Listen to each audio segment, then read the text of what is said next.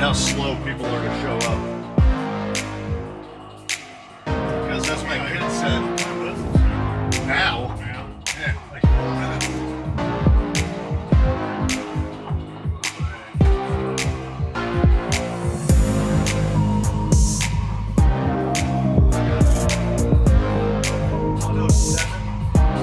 Sleep by like 1:30. Well, I mean, for you, it's after lunch.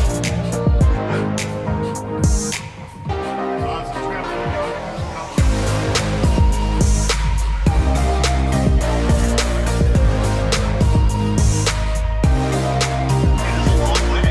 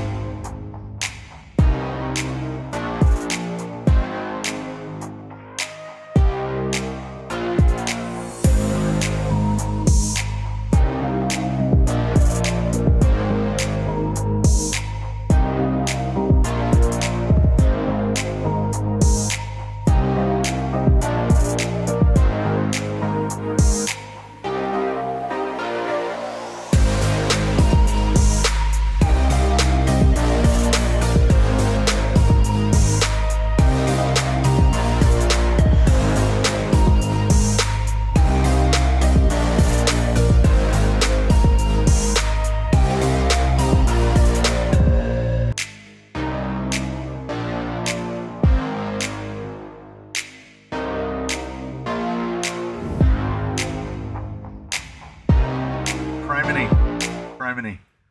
Oh. We're going to make it, right?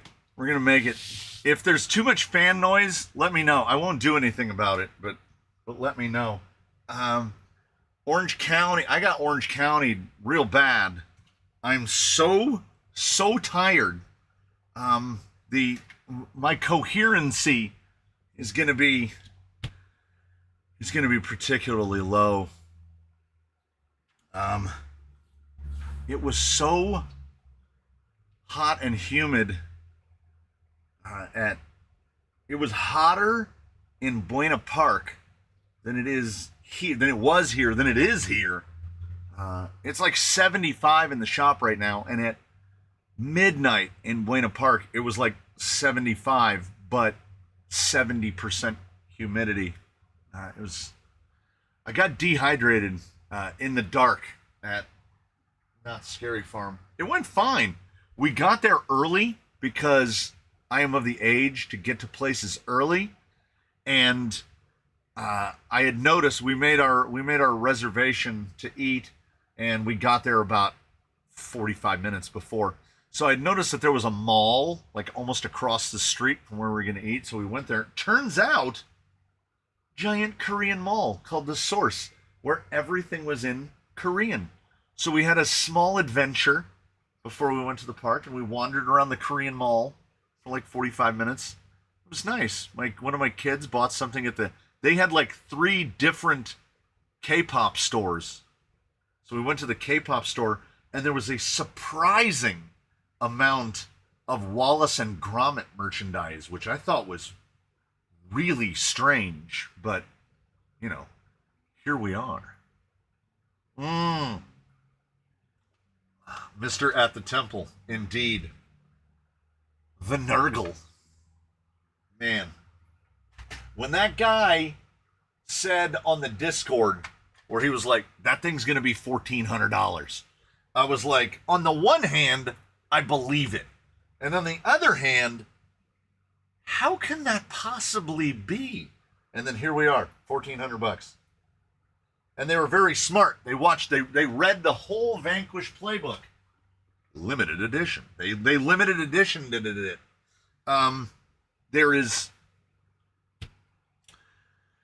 There's nothing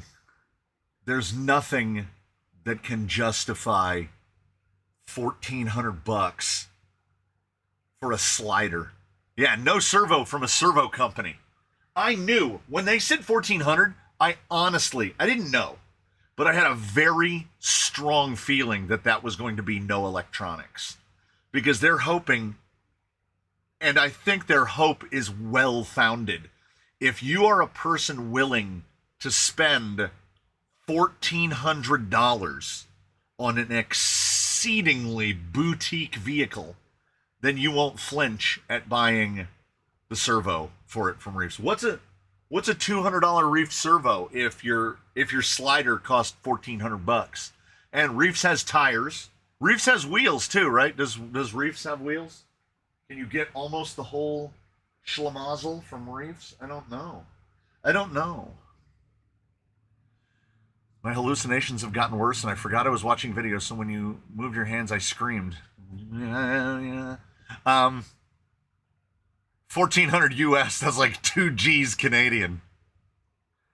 Looking forward to seeing how well those Coyote shocks hook up on Bruce or Sheila. Yeah, if I hadn't just rebuilt all of the shocks on the FJs, I could put them on Nigel.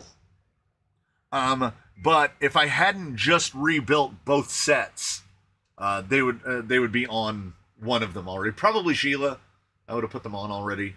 But as it is, they will sit in a drawer for at least a little while. The service interval on them is ridiculous. I would say it's 6 to 8 weeks, and I'm probably going through the shocks again. They do go through a lot of beatings.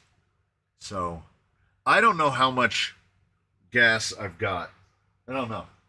We're going to I just did a full circle. A circle of confusion. This guy is sitting here right now because his first battery pack is on the charger. It is at 86%. I feel like I've charged enough, and because I feel like I've charged enough, I'm going to charge one more 2200 while we're at it. Found my little bag to carry my batteries around in. 11.1, wow. 3.7 a cell. I got that one really down. 28%, that's not too bad. So the laser is spin us a Susan. You can do that. I'm allowing the laser to sleep. It ran pretty much constantly for 5 days. Susan's looking good today. So, if you remember this guy, or if you've seen this guy, my problem was when I built it, I felt like when I welded up this part in my rudimentary ability to weld, when I welded up this bit, I got it a tiny bit too high. Then I built this giant wooden box for it and filled it full of stuff, and now the trailer sits perfectly level. So in reality, it was not a bug. It was, in fact, a feature. There's a lot of tongue weight on this, though. Should I be putting the wooden stuff at the back? Here's the last batch. There's only one thing I don't want from my experience. I just don't want to come home with like 100 of these. I want people to say, I would like one of those, and I will say, hey, did the Linktree... Oh, I haven't turned the 3D printer on. That's like a Mondrian without a monochrome Mondrian. Don't get me started on PA Mondrian that just one day decided he was only going to use 3 colors. Look at this. I think I have one more than the... Yeah. Look at that. It's all great until they're rattling around in the back of this trailer. That provided people actually take any. We'll just stick this one over here like this. I also need to figure out how to take a pair of scissors so that I can cut people some stickers. Will you be bringing home Boomslang and Exo Cage stickers? I hope so. I hope so. Maybe they'll trade me. Because I don't have any stickers from either of those. Bruce is ready to go. Gumby is almost ready to go. Jolly Green is ready to go. Oh. Can you fit them with their wording facing up so people can see it? Unfortunately, here's the thing. So, when I arbitrarily designed these two things, right? This guy is 3 inches by 3 inches. This one's a little bit smaller. There was no thought put into this or making this. If you put them side by side, it is legitimately, maybe 3 millimeters. Let's see. This was not thought out. I built the trailer. The two side by side are 156 millimeters, and the inner dimension of the trailer is 154.5. So we are we're 1.5 millimeters away from just being able to. I mean, I can just do this. Bosh, fixed. Now I'm thinking I should have put some kind of divider in there. I built this trailer in about an hour. And it is attached by just, you can see the heads of the Traxxas servo screws that come through the frame rails. I am inordinately proud of my trailer. It's going to get full of dust and probably going to tip over a few times, but I feel pretty good about it. You can have some facing up, the rest sideways to hold them in place. Oh. It's pretty good. Pretty good. That's not bad thinking. Like this. And somebody said they should be numbered. And on the one hand, that's a good idea. And on the other hand, curse you for that. Don't make me pull all these out and write numbers on the back of them.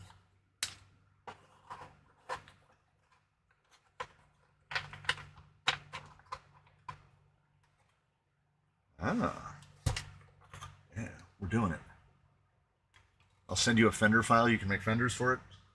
There's definitely holes. There's definitely holes. I should have done this in reverse order. So, don't ask me to do too much. If you have any questions, comments, or concerns, best suggestion of the day. He just said, put the same number on all of them. They're all number 9.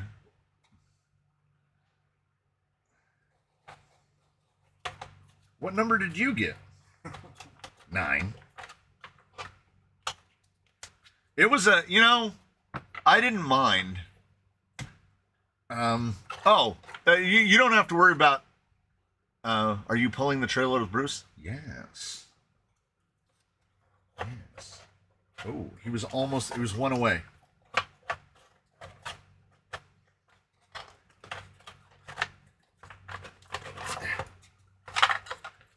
Back to front and front to back. See, I'm being a doofus again. As is my way. See, if I do it like that and then like this.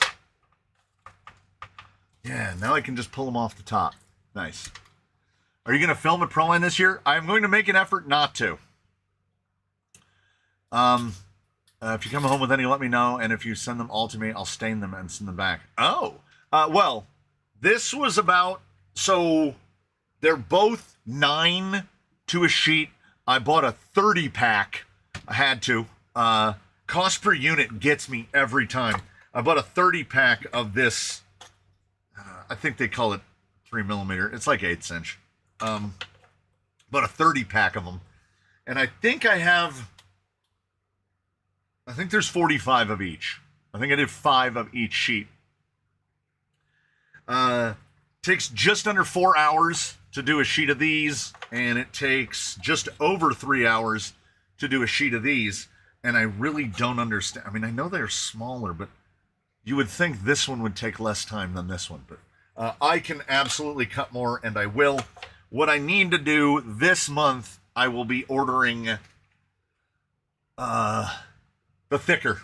This stuff. I'll be ordering the thicker. I haven't cut any shock stands in forever. I mean, mine is mostly epoxy holding it together. But I want to cut some more of these. I would have cut some of these for now, but I did not think of it. I built the trailer, day before yesterday? Yeah. I built the trailer on Wednesday. Well, the top part. And then I was like, I was just going to put sides on it, and then I put a bottom on it because I was like, it's very dusty out there. Everything will get all full of dust. It'll be gross. So we ended up where we ended up.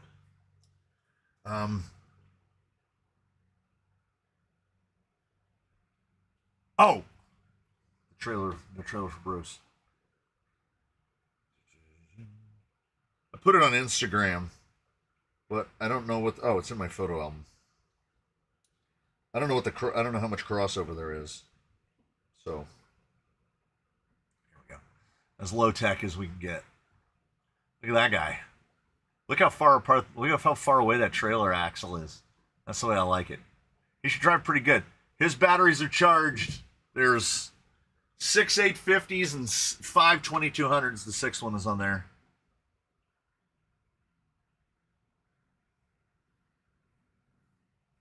Just came in to say hi. I gotta leave. Have a great one, everybody. No, you have a great one. Oh, he just realized that it's an FJ on it. Yeah, my youngest gave me the business about this because I have no artistic integrity, I guess. I went to Google Gemini and I basically typed in this is what I want. Give me an FJ40, a text that says crawler canyon, crawler at the top, canyon at the bottom. And after about 3 iterations of the prompt, it spit this out. And the only thing I had to do with it is right on the grill, it said Toyota, but it didn't say Toyota. It was just that gobbledygook that AIs spit out. I can't believe that AIs can do this now. But I just drew in the paint program. I drew a square over it and just blacked out the grill. I think it's great. The kid was like, do I need to start drawing stuff for your channel? And I'm like, you should have started drawing stuff for my channel years ago because you forced me to go to Google Gemini because I'm not an artist. I generate medium quality content. I am a sort of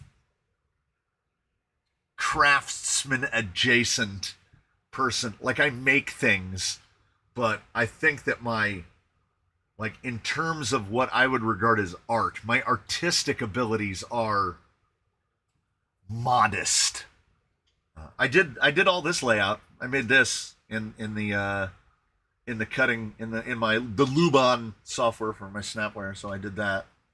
AI has generated a lot of my company's documents and advertisement pics, and I think people should still be doing it, you know? But at the same time, I made this in 10 minutes. Oh yeah. Well, I mean, we had to get that one on there. That's a good one. I ran out of room on the back of the trailer pretty fast. I've still got some other little small ones. Do you have batteries in the trailer connected to the car so you can drive for a week? I had thought about putting an adapter in Bruce so that I can just series both of his 4200s, because Bruce on an 8400 will run for quite literally hours and hours and hours. He can do 8 to 10 miles on those two 4200s. So he's got his two 4200s for today. I'm going to drive him in the afternoon and try to give some stuff away. And then tomorrow, my body willing, I will be back again and I will do it again. I think AI is good for knocking out the heavy lifting so you can modify the details in Photoshop. Yeah, the Corridor Crew guys, the guys that do the stuff about VFX, they have a pretty great thing about AI usage in movies and in... They're basically using it to streamline the process. My wife is a graphic designer and highly opposed to using AI for design. I 100% agree. Her company has started making the designers use it. Yeah, because art and profit are often at odds with one another. And I think what happens is quite often companies are definitely more interested in the profit than they are in the art. That's a fresh one. That's a brand new one. What I wanted to find out is, do I need to put Velcro on it, or will it kind of stay in place by itself?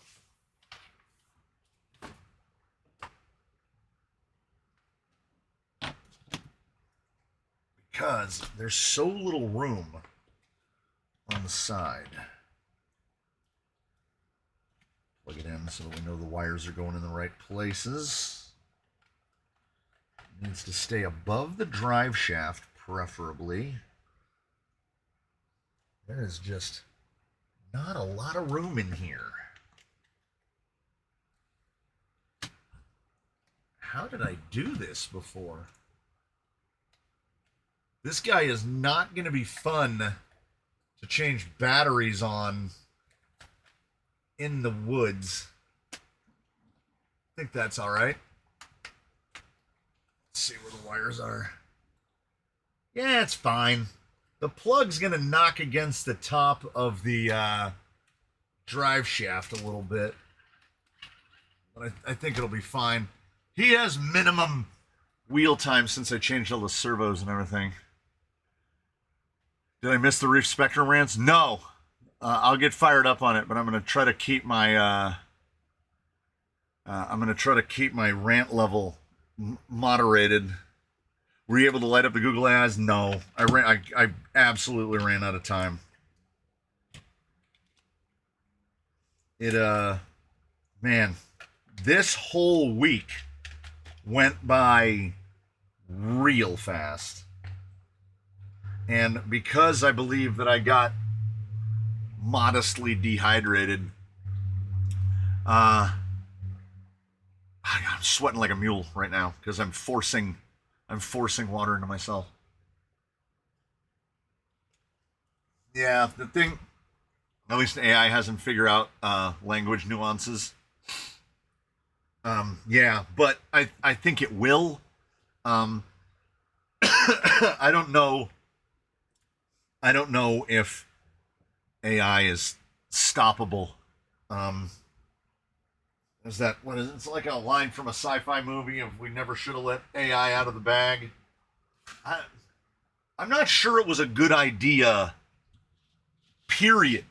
Like, we have these uses where they're talking about how it's basically fast forwarding medical research. Yeah, I'm all on board for that. But I don't think that that's what we're using 99% of AI stuff for. And yeah, the ones with the Sasquatch, they're funny, but at the same time, you kind of recognize the cost. So are those shocks, are these built yet? Oh. You've already got half of them on there. He's doing everything over there. You not going to buy the fire? Who? No, I'm going. I'm leaving immediately after this. That's why we're here at 10 a.m. I'm overly polite when I ask AI for something in the hopes it won't kill me when the time comes. Yeah, I always say please and thank you to the listener in my watch and all other devices around me. You can train your chat AI to write like you in email replies if you tell it how you edit its suggestions. I don't like that.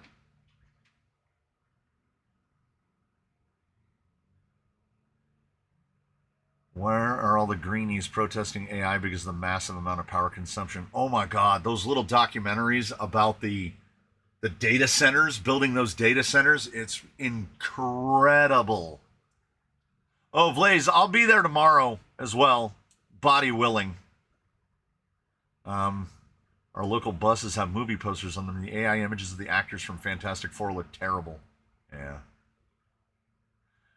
Oh, that's the thing about AI. That's the thing about AI so far, is that somebody was using one, I don't remember, some live streamer or something, and they've proven that AI will lie, will and can lie, but is for some reason incapable of giving the I don't know answer. So it will always provide an answer whether it's right or wrong, or it doesn't know what it's talking about. And that is helpful for us. That gives us some hope as humans. But at the same time, I think it's also dangerous to humans because people are taking those wrong answers and assuming that they're fact and then running with the wrong answers. Has anyone seen realtors using AI to remodel houses? Oy vey. Data centers are a huge issue in Virginia. Electricity prices are through the roof. They can't do it here. There's no place in between all the fulfillment warehouses. And we don't have enough electricity to charge the Teslas. So we don't have to worry about it for a while. Land is also at a premium here. Yes, transfer case. Oh yeah.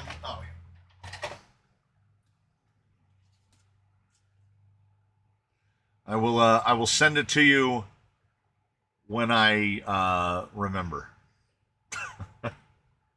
I'll put it out so maybe I won't forget. I got asked in Discord but got skipped. Who in the Canyon fleet runs a Stealth X and Mias nylon portals, and what overdrive is in the box? Oof. Who runs a Stealth X and Mias nylon portals? Somebody does.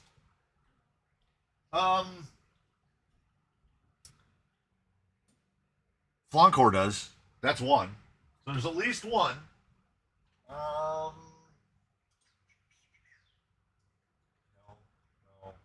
He's a dig box. TX4. Those are both stuff. Oh, both of the twins.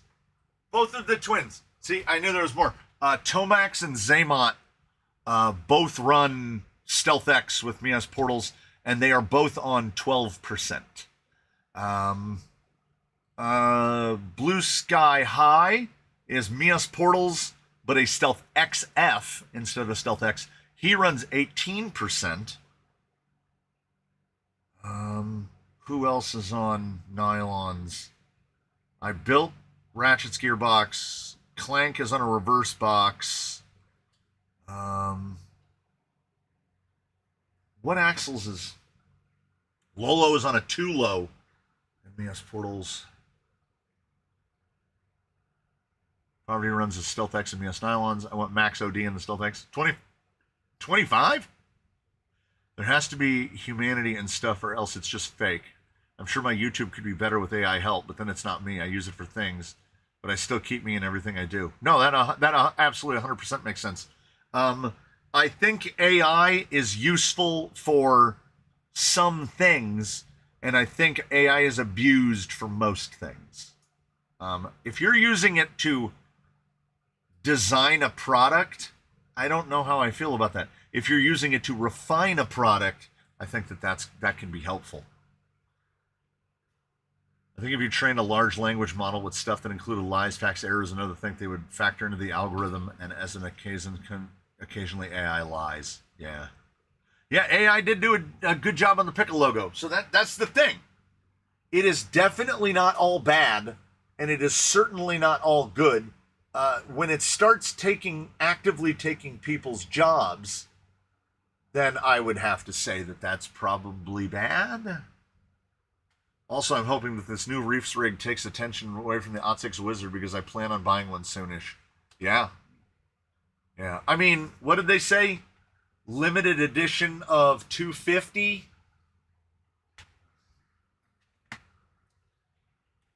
$1,400. 250. It's 350 grand. That's $350,000. So if we operate off of the old standby, that means Reefs will make 175 grand, give or take. Will they sell all 250? Oh, I'm sure of it. I'm absolutely sure of it. Well, still haven't sold out yet.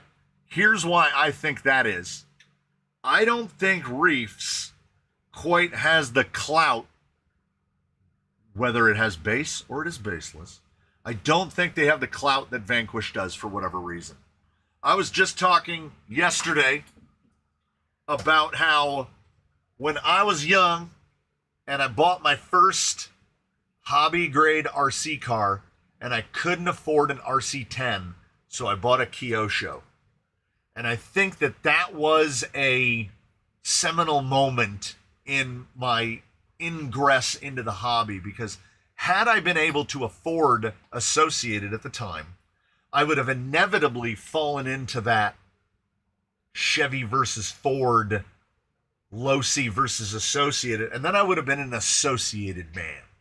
And I've been like, and I think perhaps at my young age, like 12 or 13 at the time, I think some brand loyalty would have been instilled into me that I don't have. Like, if someone else came out with cameras that did this job better for less money, I would look into other cameras. But I'm a Canon man because I bought one Canon, and then I bought a second Canon, and then I bought a third Canon, and I do think that this one is tremendously good, but I'm not like a guy bought a new Nikon and I'm like, no, cameras are great. Like, you buy what you like, you buy what suits your needs, and I don't understand blind brand loyalty. I don't get it. I have probably too many Apple products, and I will be buying another one. All of us in our house have iPhones. Cameras 2 and 3 here are old iPhones. This is done on a Mac Mini. My editing computer is a Mac Studio. I have a MacBook Air. I have no iPads, except my ancient one. But I'm not an Apple guy. Apple does the things that I need, and it costs a little more, but there is a cost of convenience, so I'm on board for it.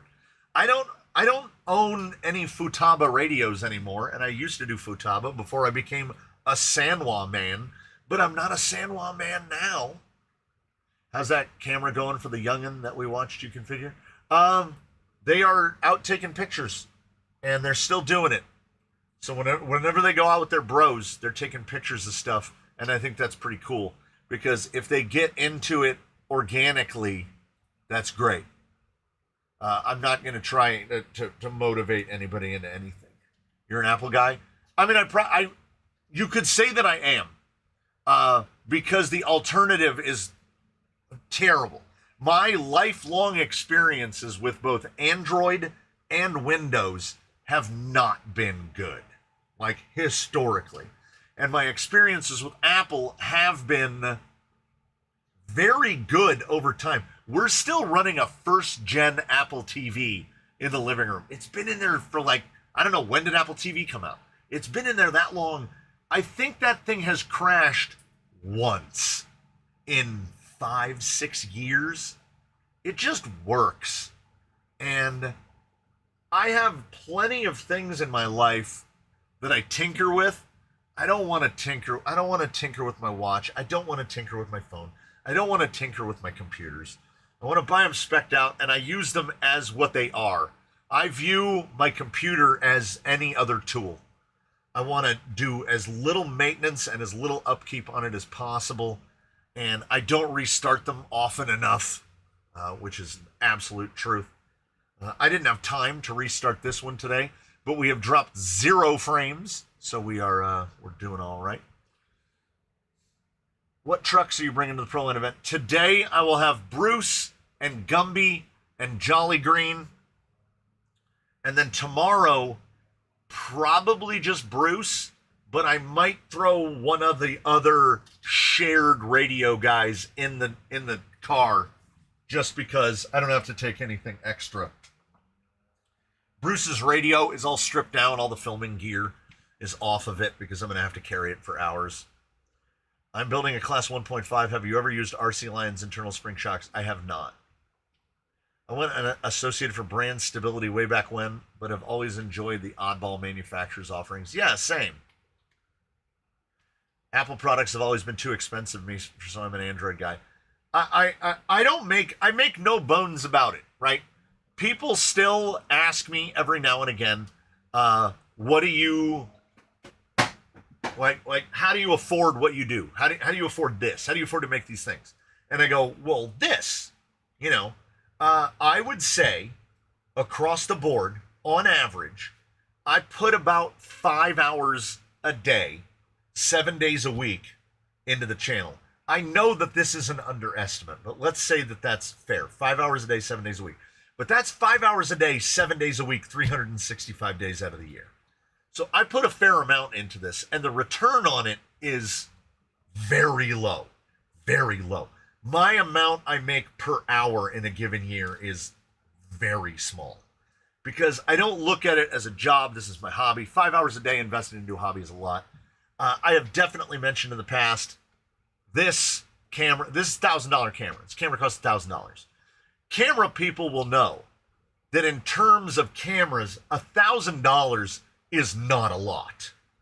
The C-series cameras from Canon, the body of the camera is $6,000, and you can spend more on a lens. So $1,000 for a full camera is not a lot. And I have accidentally forgotten this thing on, gone into the shed, not come back out for a day, and it's just been on, and it's absolutely fine. Nothing happens to it. Canon is kind of my Apple of cameras, and despite the menus in this thing being an absolute screaming nightmare because it has too many options, it'll record 4-channel audio. What do I need 4-channel audio for? I have Apple, Windows, Linux, Android things. They all have different purposes. Absolutely. I have my hated durable. Is he right where he's supposed to be? Where is he? I have my terrible little mini laptop that I have to use to program speed controls. I hate it. I hate that thing. It has done the thing where I'm halfway through updating something and then the keyboard stops working and I'm like, is it locked up? Is it frozen? No. Software update has just taken over the computer and it started updating the software because I haven't turned the laptop on in 3 months since the last time I had to use it. And someone said something about Apple makes everything simple, especially if you own multiple Apple products. It's the ecosystem. They get you in the ecosystem and then they've got you. If you've got an iPhone, well, you might as well get the watch because the watch does everything with the phone. I don't take a wallet to theme parks. I go bloop, and I feel like I live in the future. And my wallet stays in the car, locked up in the car. I never have to worry. I'm not reaching for my pocket all the time to make sure my wallet is still there. When I go to Disneyland, this is all I take.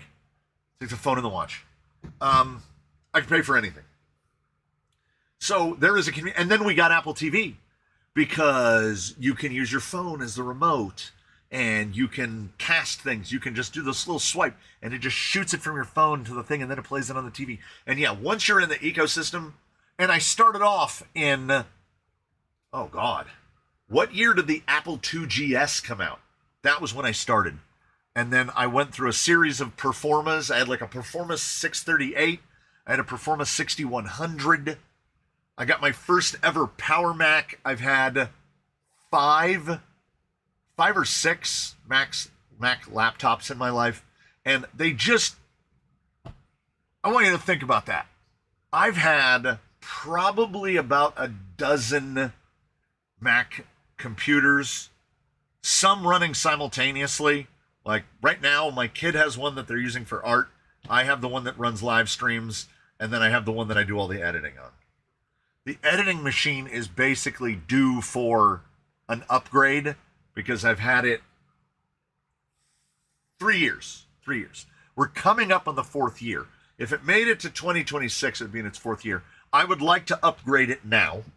And if funding allows, I'll be Apple crediting the crap out of that to buy a computer that there's no shame. It is $3,000. It's $3,000 for the computer that I want to spec out and build. And I agree. Someone mentioned the problem is the memory. The memory is way too expensive. And then I'm exporting video. And anyone on here that deals with video, you will know. Uncompressed video is enormous and very quick to export.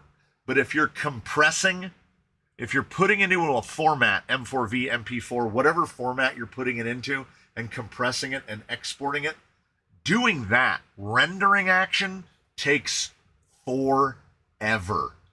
But it doesn't on a Mac Studio. A typical episode of, say, something like Wheel and Wednesday. Wheel and Wednesday typically falls around an hour. The exported file is usually around 8 gigabytes or so. 8 or 9 gigabytes for an hour. It will export that full file in about 40 seconds. And I'm using the computer to do other stuff at the same time. It is so fast at everything, at rendering, at correcting the audio, that, oh my goodness. Don't think I didn't think about just trashing 3 videos, because the culprit, I threw it over. Oh, the culprit was, there's a microphone. It's right up here. It's right here now. It looks like this. So this is the microphone that we're recording off of, right? I liked the sound, and it can run on power. So I had it plugged in to a USB-C cable, and then I bundled the cable and I ran it over and I ran it down, because the cable that it runs off is dangling across the top of the tire rack up there. And it introduced a tremendous ground loop, and it made all that noise. And I didn't know, because it didn't really look like on the mixer. It just built this noise floor that sounded like I was in a vacuum cleaner. So I did my very best to clean up and compress that audio and get it to sound right. And I put the disclaimers on the videos. And as my kid told me, you needed to put a video up there or nobody's going to listen to it. Nobody reads. So they were right, because I don't know how many comments I got about your audio sounds weird. Well, yeah, it sounds. I know it sounds weird, right? But sometimes that's what happens. So I put it up there because this is a one-take house. No video here has ever been filmed more than once. I don't do takes. I certainly don't re-record full videos. So sometimes it's going out. I should have bought tickets to go to Proline by the Fireman. If you're local, you just go up there and buy one at the gate. I paid at the gate last year. You just pay at the gate and you go in, and they have a limited number of swag bags. And the little swag bag last year had like an RC four-wheel drive pen and like some stickers and stuff. It's not anything to write home about. I pre-ordered because it allowed me to do this. Let's see if it comes up and I don't dox myself, because I don't know who it's registered to. But the only reason that oh my God, stop showing me ads. Stop showing me ads.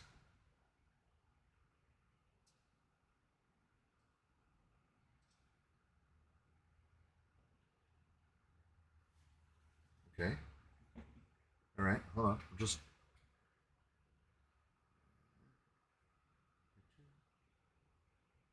I don't like their app very much. Thanks. Now it's yeah. See, come on.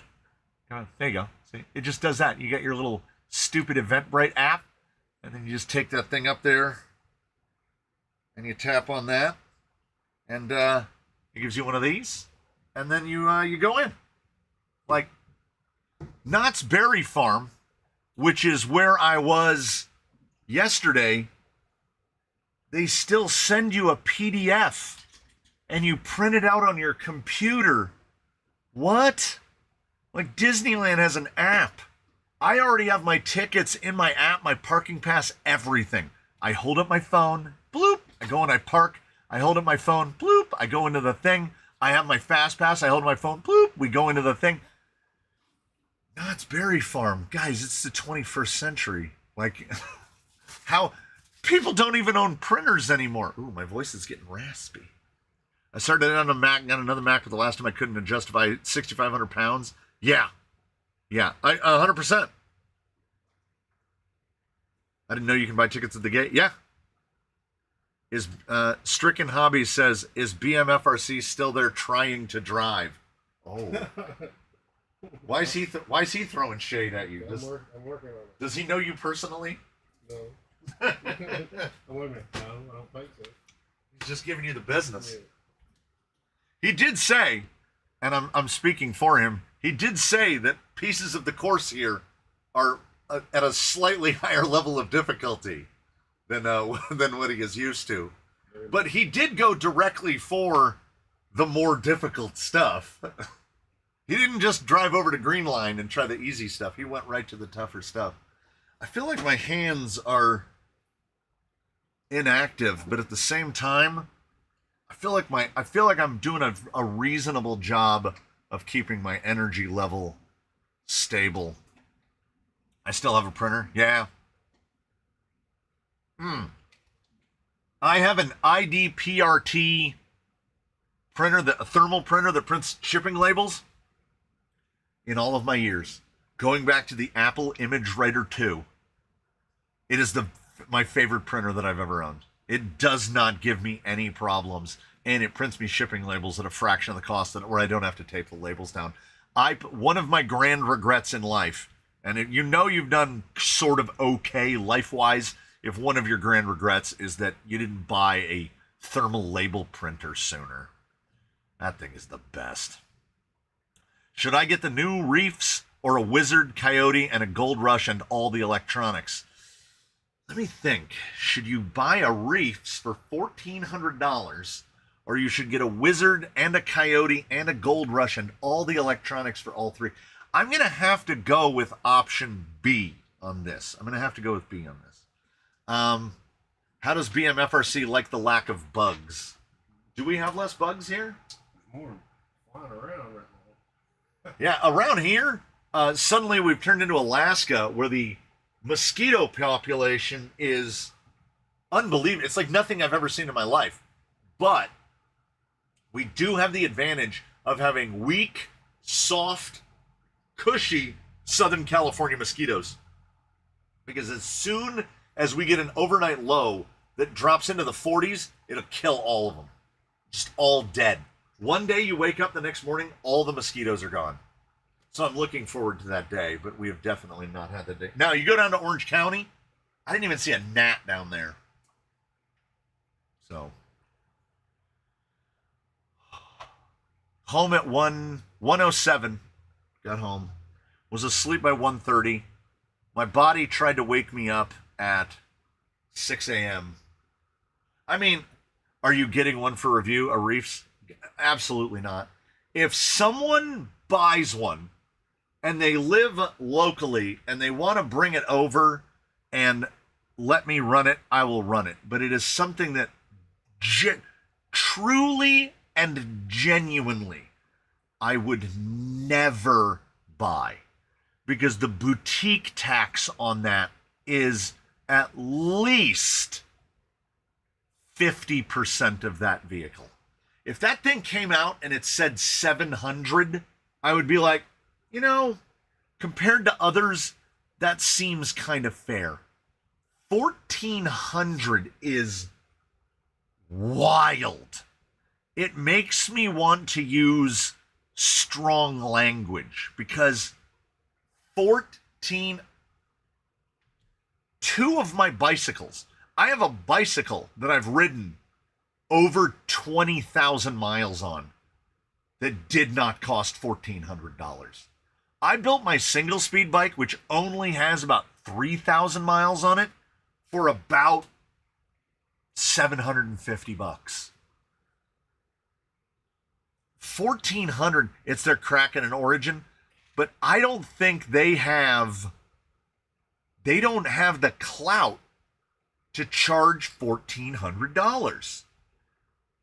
I still think they'll sell out. I think there might be 250 people that spend money that way. I also don't understand. Yeah, it doesn't come with a reef servo, reef wheels, or reef tires. And what do they call this one? The Founders Edition? How does the Founders Edition not have a servo on it? If it was $1,400 with the servo on it, still ridiculous. But it would seem a little bit less ridiculous. His justification was buying a $400 RTR and putting another G to upgrade. Yeah, but that is a absolutely bonkers, hot banana statement, because what he's not taking into account is that $1,000 covers wheels, tires, all of your electronics, paint, everything else. If I look around this building and try to find a rig that is $1,400, Bruce doesn't cost $1,400, and I throw money at that thing. Can't recall where or exact comment, but basically said decent price for a limited run quality rig. That is crazy. That is absolutely crazy that this guy thinks, okay, let's do bush bosh bish, quick math. What is now, okay, SCX6. I don't think that's directly comparable. An SCX6, you could put a wagon behind it and tow yourself around a national park in it. It weighs 30 pounds and it's enormous. I don't think those are directly comparable. I'm not a Red Cat fan, but for $1,400 you could buy 2 Yikong 4061s, 2 of them, and then you and your buddy can go out and have 6-scale battles. Yeah, if it was $1,400 for a fully kitted RTR, then maybe, yeah, let's just ignore, I guess, that the Rhino UA1 doesn't exist as a full RTR for what? $700, $750? You can almost buy 2 UA1s with outrunners, servos, everything except a radio. That Blue Sky High, if you added the cost of every one of his chassis. I buy scrap 5052 from a place called K&H Metals. Each chassis has, based on the cost of a quarter sheet, I want to say about $6 worth of aluminum in it. So we don't factor labor. Labor is free. So he's got about $30 worth of chassis in him. Has the Wizard got a level skid? I don't think so. I don't think it's a big kick, but it's kicked. No, it's kicked more than I thought. I'll take any excuse to pick up a Wizard.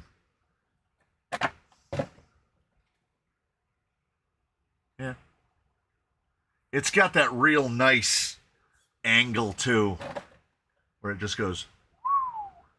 It's got that nice slide over. Okay, Reefs guy. Yes. Not you specifically. I mean the actual. He's got a lot of Reefs servos, but let's look at this guy right here. Wizard kit was $500. I spent another $70 on faces for the wheels, so we'll count that. So that's like $570. I spent we'll call it $60 on a speed control, and I'm running I'm running a Secure 1800 in there. So that's $100 for the electronics. So we're at $670. I bought a limited edition A75 was about $100. So we'll call that $770. I got megalithics. Then we'll call that another $70. Let's call it $70. So we're at $840. I bought a body for $20. That'd be $860.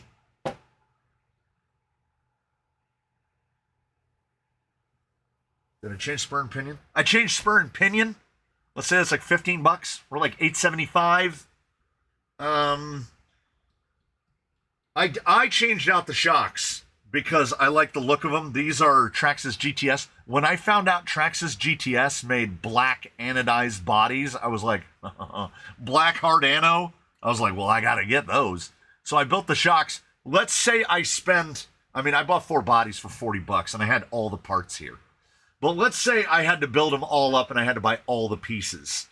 So that would be, let's call it $100. I'm still well south of 1,000, and I didn't skimp. Oh, another $15. Yes, for the reverse gear to run it as a mullet. I'm still under 1,000, and that is saying, well, I actually also added this. I didn't have to change the shocks. The other Wizard that's here is still running the Wizard shocks. I didn't explicitly need to change the tires, but I wanted to run megalithics, so I am. I didn't need to change the body, but I wanted to run an anvil, so I am. So I put optional stuff, and I'm still under 1,000. Like, I definitely didn't need to buy the wheel faces, but I loved the look of them. So that is done, finished, RTR, $1,000. So the justification, and it's a mullet. Just I bought brass. Well, maybe a little over 1,000. 1,040, 1,050, let's call it. Of stuff that, because what did we do? We basically put $500 worth of stuff onto a $500 vehicle to make it exactly the way I wanted. Now, we used the tires. Every part that came off of it got used. So there was no waste there. The axles are still relentlessly gorgeous. It's such a good looking thing. It just really is. And as a kit build, it's so good. Yeah, it's wants over needs. You don't need, there are so many rigs in here that have servos that are absolute overkill.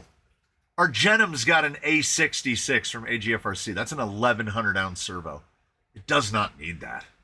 But Jolly Green's son has an RS 800 V2 making 1,000 ounces for servo on axle. Doesn't need it. But sometimes you treat yourself. The axle width is, I would have tried to measure. I haven't decided what build they're going to go on. Pin to pin, 195. And the portal is a little wider. 195 for the straight rear. And I want to say that the rear gets about 10 millimeters wider with the portals on. because to run it as a portal, you're running the thinnest SLW in the front, and you're running the, I want to say it's the thickest. No, it's one step above the stock one in the front. So, we'll factor that in too. I forgot about the hubs. Hey, MKRC. Is that the first of the day? I think that's the first of the day. First of the day! I'm gonna have no voice. And I'm not a screamer. Oh! I figured out. How much do you think of that $1,400 is markup and what is cost? Like, what, $4,300 to make everything and the rest is just markup? I would say they are doubling. I would say that the rig, to build that rig out and outfit it to put it in a kit, $350 per unit. And then ordinarily you'd sell it at $7, and then they're boutique taxing it another $7. They're just doubling it. They're just doubling up. Remember, just based on the traditional, they'd be making $175,000 if they sell all. Yeah, I am not a screamer. Oh, so my wife is a screamer, so her voice is all hoarse from the people jumping out and screaming at her. And I was trying to figure out, is it that part of my brain or soul is dead, and that's why I don't get scared by things like Not Scary Farm? Or is it that I've watched too many documentaries about serial killers and stuff, and there are way scarier people that actually exist in the world than what you'll find there? I've just started watching the Ed Gein one, Monster. Dude, the first episode alone, you know where this is going. It is not going to be good. Anyway, I figured out what it was last night. I have the blue eyes of the devil. I have devil blue eyes. I can see in the dark fairly well. So when they're hiding in the corners, I just see a person standing in the corner. I also have ever increasing tinnitus, and they have the noise and the sound effects cranked up inside these mazes. So all I hear is, that's all I hear. It's like white noise. So if there were actual murderers in there, I'd be dead. First to die. Somebody could come up and just stab me in the neck. I would never hear them if they came up from behind. Just stab me, I'm dead. But I can't hear anything. I can see everything. I know it's not real, so my brain just goes, this is too many factors. We can't suspend disbelief and make this scary. So I just enjoy watching other people, oh man, because they know. What do they call them? Scare actors, scare operators, whatever they call them. They know. It's like they can sense it. So if you're a 5 foot tall girl, they're going after you. If you're a 6+ foot tall man, they just walk by. Like they know. Like they have to conserve their energy because they're out there all night. I had a reasonably good time, you know. I check my watch too much, but I did get to watch the MLB app as the Cubs beat the Brewers last night to force a Game 5. Yeah. So we're going to Wrigleyville North, and they're going to a Game 5. Did you see the play? Did you see the throw he made to the plate for that last out? No. No, I'm surprised it's not all on the news. The thing that I saw from the Cubs game was Carson Kelly get robbed twice. Did that home run hit the foul pole? I can't tell. It might have just grazed it, but they took a 2-run home run away from him. He goes back up to bat, grounds one on the infield. Was he safe at first? Yes! Yes! And then in the replay they go, oh, nope, the call on the field stands. His foot was on the base, and you could still see the ball outside the glove, and they called him out.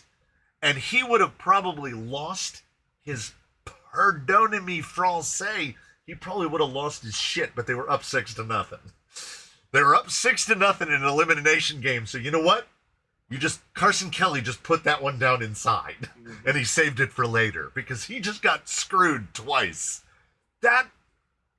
If that was foul, it was foul by so little that I cannot believe they overturned it. And then on two plays, the same guy. Nope, He's out again. What? Anyway, I got more fired up about that than... Oh! You know what we should do? Biggest Steve, I was going to try to make it out to Pearl Line by the Fire today. What's up to you, Mr. Steve? But came up and I can't make it. I would love to wheel around with my Canyon Arrows. There's always tomorrow. One question. Which compound is better for a 12-pound truck, G8 or Predator? G8 all day. G8 all day. I have now come to the conclusion, several conclusions. A, G8 is not a rock crawling compound. And the way that they form them, the carcasses are just too thick. They need PSI because the Trepidor was awful. And then I put him on Bruce. And I was like, oh. Like, Bruce can do stuff that genuinely surprises me that he can do those things at the weight of the upper end regulation weight of a bowling ball. He weighs 16 pounds. And it becomes hard to find an insert that can actually also withstand 16 pounds. But there is definitely a spot for G8, and they cannot stop making the G8 Trepidor because I need them. Predator, honestly, I did a count because we were looking at how many gearbox. It was a steering configuration. The Wizard shocks went on one of the birds. It's either on Terrence or Bluebird or Rainbird. It's on one of them. I can't remember which. Because those shocks got moved to somebody else because that rig was, I want to say, it was either running 85s or 95s, and I wanted to run 90s. So it got the 90s, and they've been flawless. So I have the Hyrax and the TRX4 Defender that is 17 pounds and will do things that shocks everyone. Yeah, I think those G8s just need a ton of weight on them. The problem with the Hyrax is, man, unlike the Trepidors, they will feather the edge off of those little cut. Well, because if you get microscopic and look at those lugs real close, they're these tiny, tiny little bars. Erwin asks, how's the Canyon at BMFRC? How is it? Oh, he's gonna type a response. Oh, how's the Canyon? Yeah, I don't know what the delay is. I turned the delay to low, but I don't know. My head is starting to feel less hot. That's good. Wanted to go to Proline, but I have a 1-to-1 crawl comp to go to. Oh, I didn't read that right. I wanted to go to Proline, but I'm in Arkansas. Yeah, that seems, yeah.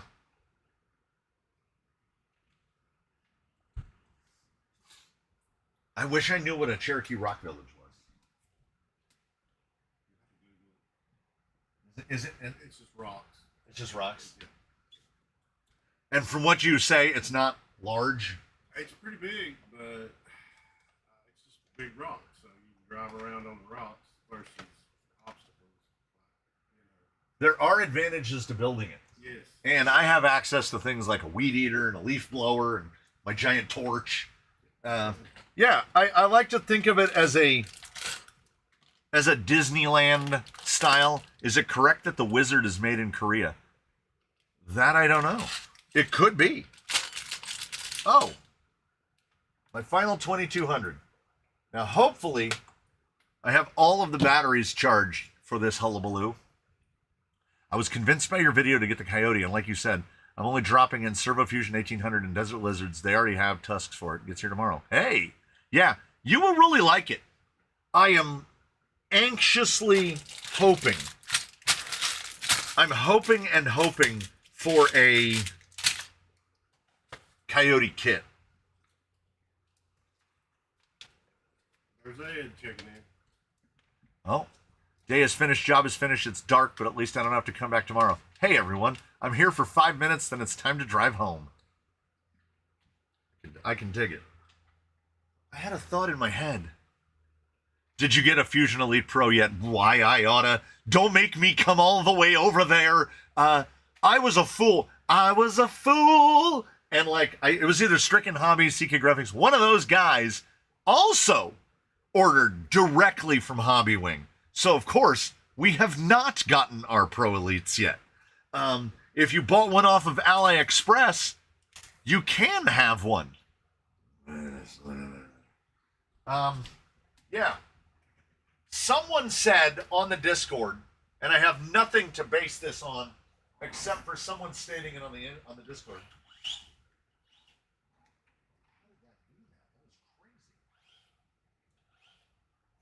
When I first moved them, all the lights blinked. Charged it up with the motor. Like I dynamoed it. Possible? Yeah, Apparently. apparently. So I think this one fits. Or am I going to have to peel the... Well, it's a good thing that Velcro is inexpensive. I got my Pro Elite ordered from Amazon for 15% off and nothing yet, yeah.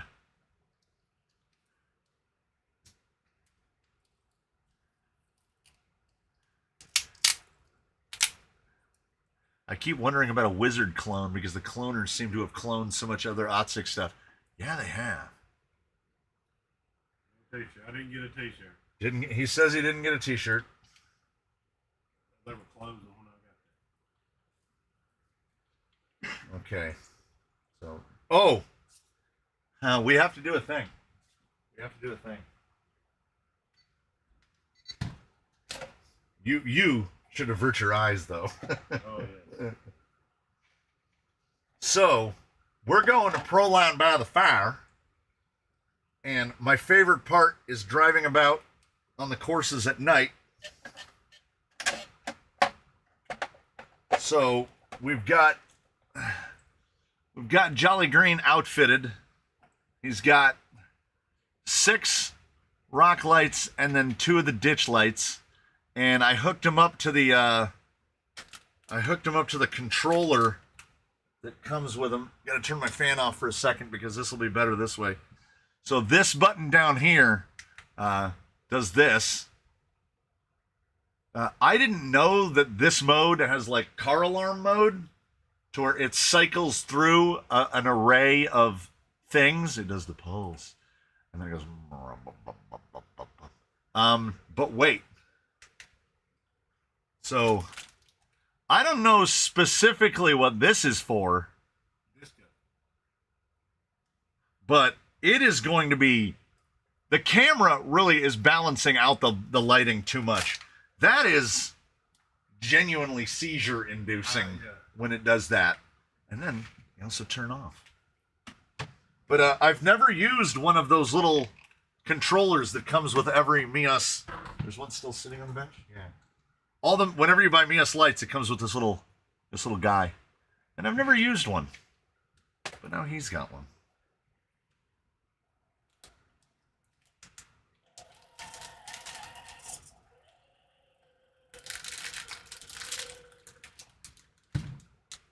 I noticed that somehow, and I made his wire long enough.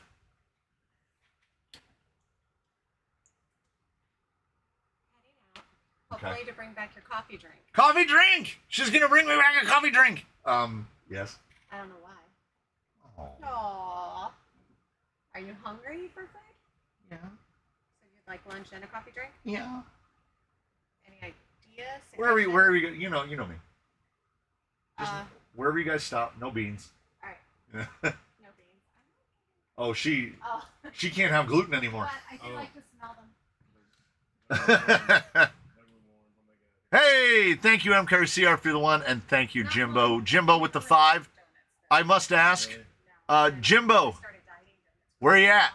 You still down Central America ways? Mrs. C needs to read our comments like Jimmy's mean tweets. Yeah, I know. They are mean to me. What? They're mean to you? They said that you need to read some of the comments like how Jimmy Kimmel did the mean tweets. Yeah. Everybody's mean to me. Alright, we'll be back in a little bit. I can handle it. I've been on the internet. That is now my semi-canned response for, why aren't you in the videos? Look, I can barely mentally withstand the abuse I get not being in the videos. If I was in the videos, it could get increasingly schoolyard. And I just choose to avoid it. Also, I don't want to have to think about what I look like.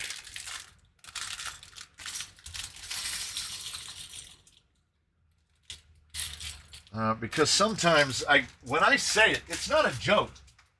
I will go hours or days without looking at myself in a mirror. Except when I brush my teeth. So, I don't want to, I wanted to meet you at Proline by the Fire this year, but I was in the hospital last week. Maybe next year when I can make it to the canyon. Oh, man. Well, just, whatever's wrong, I hope it's not a lot of wrong. Stuff seems to happen. When I woke up this morning and felt how hot my head was, I was like, oh no.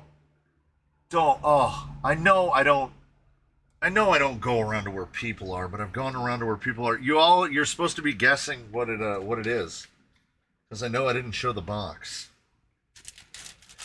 This Lego set, this is one of those little ones. As you can tell, there's not a ton of pieces here. This Lego set is not done bag by bag like most Lego sets are. I've to get to step 4, I had to cut all 3 bags open. That's atypical of Lego. And the way Lego works is you're probably not going to be able to tell what it is until we're a good ways further into it. Is the Canyon wheelchair accessible in part? The Canyon is almost entirely wheelchair accessible. It incidentally, but it counts. I needed to make the pathways big enough to get my mower around, and if the mower can fit, a wheelchair can fit. If someone else is coming in a wheelchair, we've had a wheelchair here before, so it won't be the first time. And we had a guy on one of those knee scooters as well. And I think that is somewhat unique to places because, most of the time you go out to go rock crawling and it's kind of difficult to get on the rocks. I might have to get there to lift my spirits. Yeah. It's not like I'm probably a few meters shy of full ADA compliance, but it is largely accessible. You can get to most of the obstacles. And the shed has a ramp, which again is incidental, but a ramp is a ramp. Thoughts on the Reef's XP10 Plague? I think it costs about twice as much as it should. If it was half the price or came with electronics, wheels, tires, if it was a full, basically RTR minus a radio like one of the UA1 kits, I think it would be a little more reasonable. But as it sits now, it doesn't make sense to me. I'm going to build this proper fast. Has Spirit of the Forest brought dead wildlife in the canyon? No, he has not. He or she. I'm building an SCX-102 clone from 100% metal aftermarket upgrade parts. I still need a battery and an ESC tray. Everything is from Temu, and I'm at $130. That's amazing. Is that pink brick hidden inside the build? Yes. Yeah, well, okay, watch. Just wait. So we've got these. Lego just keeps coming out with the newest, weirdest bricks. Look at this one on the 2-axis. After that, we just put 4 of these over the top. So there were colored pieces, and those little round barrels, they did not have to be that. Reefs is half the price of the Origin. Yeah, but I mean, I don't know if that's a defense or a condemnation. Because they justify the Origin through the sheer amount of machine work that has to go into it, if that's something that you feel like you're willing to pay for. I just, the whole time, I don't get it. Like, it's too shelfer facing. Like, constantly in the back of my mind would be, am I going to drive this thing that cost basically $4,000? I would love to visit next year, maybe for Poland by the Fire. I'll be here. I'll be here. I make an effort not to leave. Has it become clear yet what we're doing? This is the most relaxed I've been in an amount of time I can't measure. And we're not building a Lego Death Star. We're building something that is 136 pieces. 136 pieces. The Plague feels low effort. I'm not going to argue with that. For $1,400, it feels extremely low effort. Oh! There's something else we need to rant about. Did anyone else not immediately delete their Horizon email for the Spectrum Rugged 12 channel? Is everybody getting their pre-orders in for their Spectrum Rugged 12 channel? $279 without a receiver. What a time to be alive.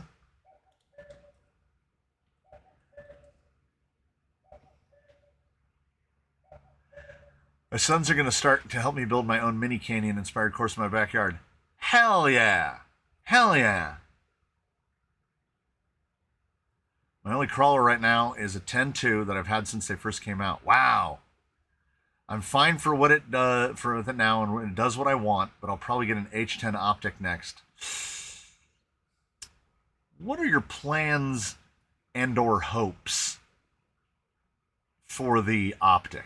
Like, what is your intended use for the optic? Because I want to make sure that it's not going to wildly disappoint you. I think there's a place for it, but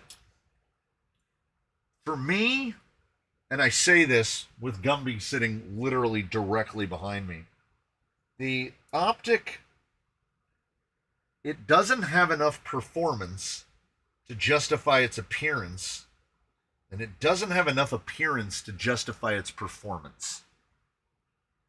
I want, if we're going to get that level of capability, I want that level of capability to come gorgeous, right? I want that to be Bruce. And if it's going to look like that, it has to give me more. I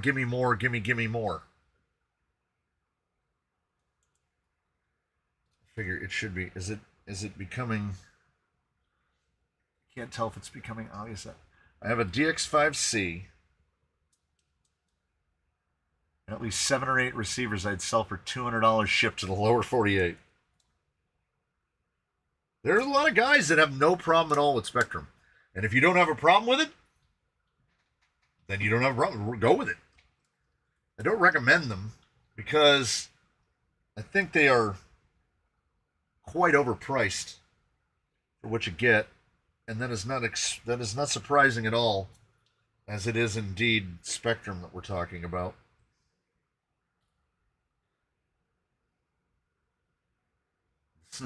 This is pretty cool.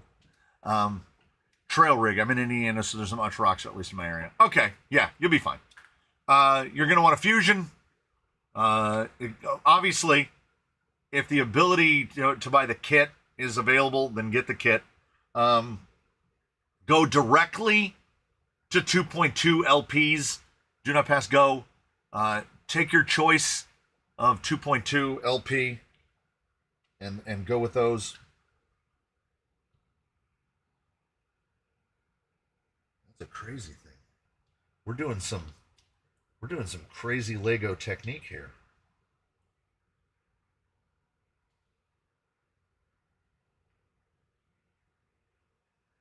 Does it provide you enough clearance from mud, defoliage, roots, moss to go over? I mean, I have said, I will continue to say that the optic should have been Portal from the beginning because it is too long down the middle.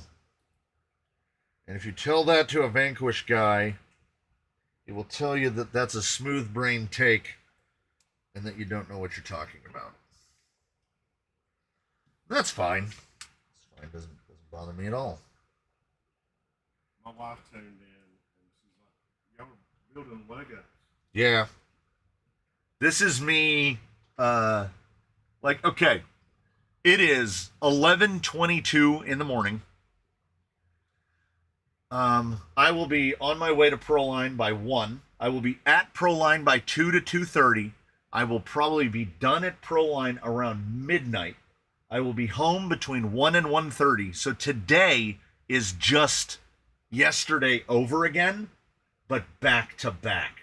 So I am Anime Expoing myself for the first time, and this is going to be super rough. There's going to be a point this evening where my energy is just going to fall off of a cliff.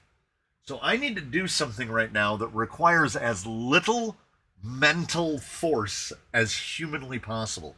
I'm looking at color-coded instructions, and they're broken down into very simple steps, and then I'm putting the pieces together, and I'm truly enjoying it. I truly am. Because Lego sets, honestly, I'm going to go ahead and say it. This is a potentially unpopular opinion. I think that much like puzzles, I think Lego sets with 300 or fewer pieces are the best Lego sets to build. Because you spend about 20 minutes, you make something, you put it up on a shelf or something, you're probably not going to touch it again.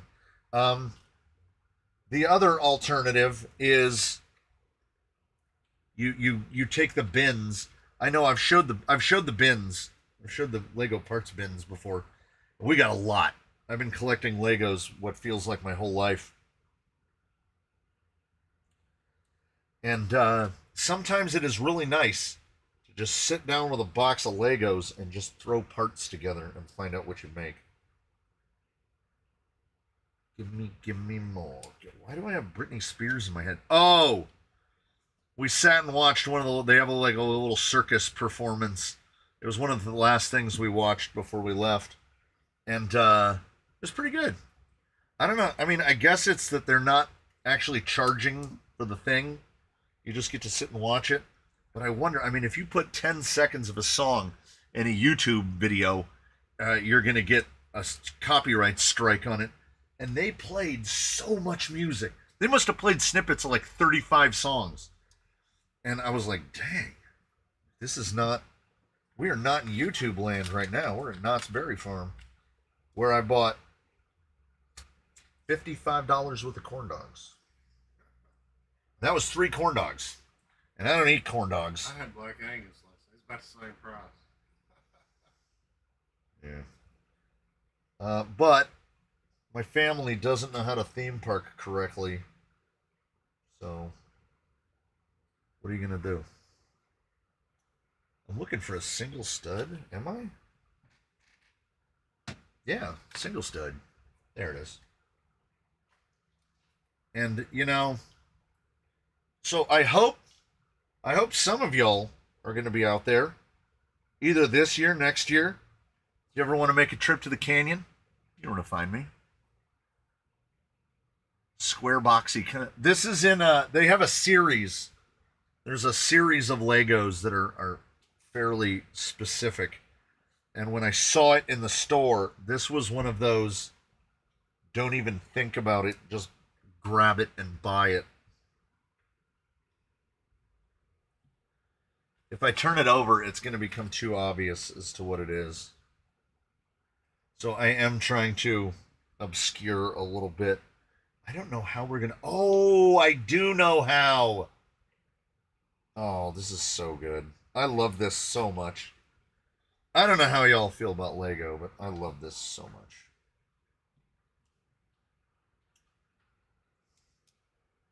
Yeah. Yeah. One little, like a whole step is just do this. It's so good. I love it. I like Lego Technique the best. I made a four-wheel drive powered truck with a transmission. The front axle can flex and it has torsion bars. Yeah, right. I've always tried to prove something with the underdogs. After about 2 years of being beaten to death, I finally bought an RC-10. That's awesome. Hey, Mr. Cross. Good morning, sir. It is, and you know what? Your statement of good morning is accurate because it is still morning here as well. That is not something that typically happens here. We're usually here only in the afternoon. Would you buy a Labubu Lego if they made one just as large? You know what?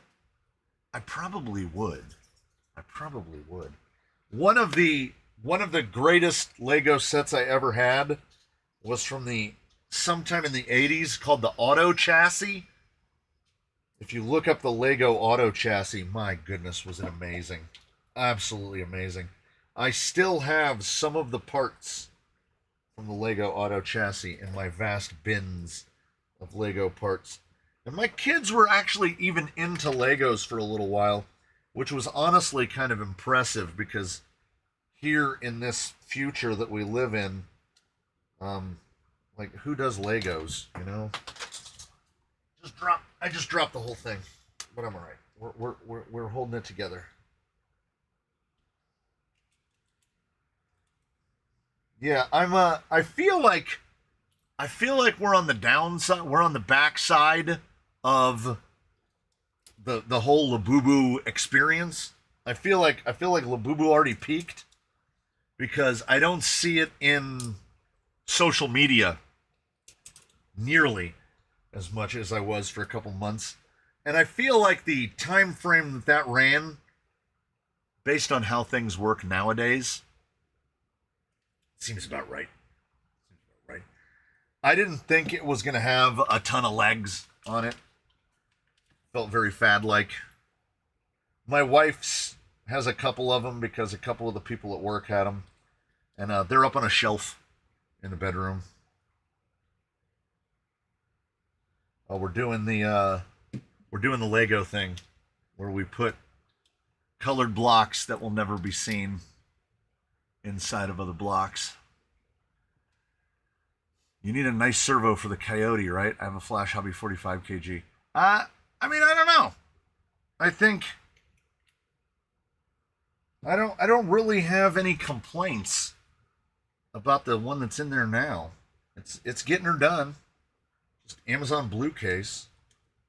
I might swap it out depending on what I decide. Oh. Okay. I'm sure I think somebody already figured. I found out my birthday is tomorrow. Charles, to an outside listener, that is a concerning phrase. How does one discover that it is their birthday? One would hope that one would be aware. So it was my youngest. It was their birthday yesterday. And I'm trying desperately not to think about the fact that my youngest is 20. Because that is definitely not a youth anymore. I don't know if it's an adult. Like, I don't know when adulthood actually starts. But I told them that they only have one left. They have one more birthday to celebrate, and then after that, all milestones are passed, and all you're doing is getting older. They didn't like that. They didn't like that statement at all. And I was like, it's not my fault. I'm going to be thinking for a better part of the day about Charles finding out that it's his birthday. My 8-year-old son is obsessed with the Speed series Lego cars, and I'm all for it. Hell yeah. I got more local Lego shops than hobby shops. Well, there is definitely a broader appeal to Legos.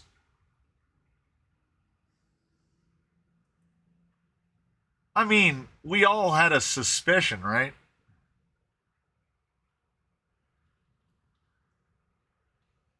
It's like $10. Like, how do you not? How do you not? Right? I mean, now I gotta think. Who's gonna get moved? Who's gonna get moved? Gotta move something. Running out of room here. We'll put sugar bombs up here. We'll zhuzh this guy back a little. Set that guy right there, and then we'll boom. Right in there. Ben Webby, I have no idea who that is. That is this guy, and also this guy, and also this guy, and there's one out of frame up here than that guy. It's also that guy. I don't know how it happened, but I collect Luffy's. Oh, and also this guy. And also this guy. It's mostly Luffy's and Vault Boys out here. I have a set of unused Proline Mud Terrain TAs in G8. What would you price them at? I have no use for them.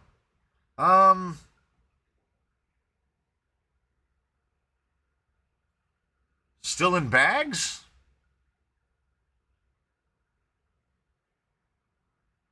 I'm on episode 10 of 1145 of One Piece, not including all the mini movies. Good luck. Good luck.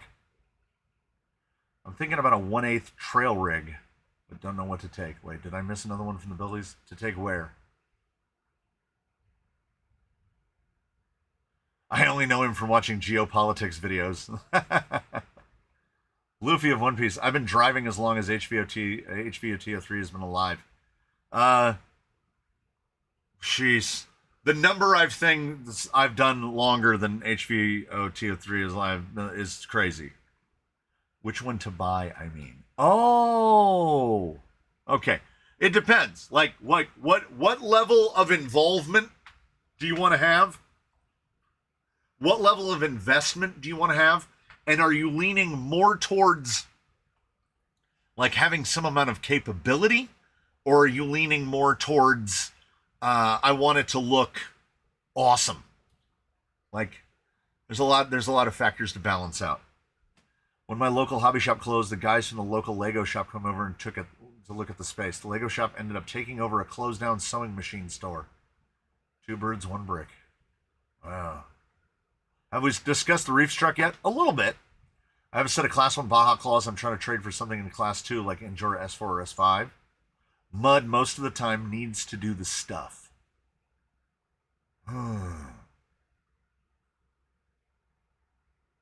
Oh, what did Psycho Garage ask? Will you be doing any video or live streaming? I don't plan on it. The extent of it, and thank you for reminding me.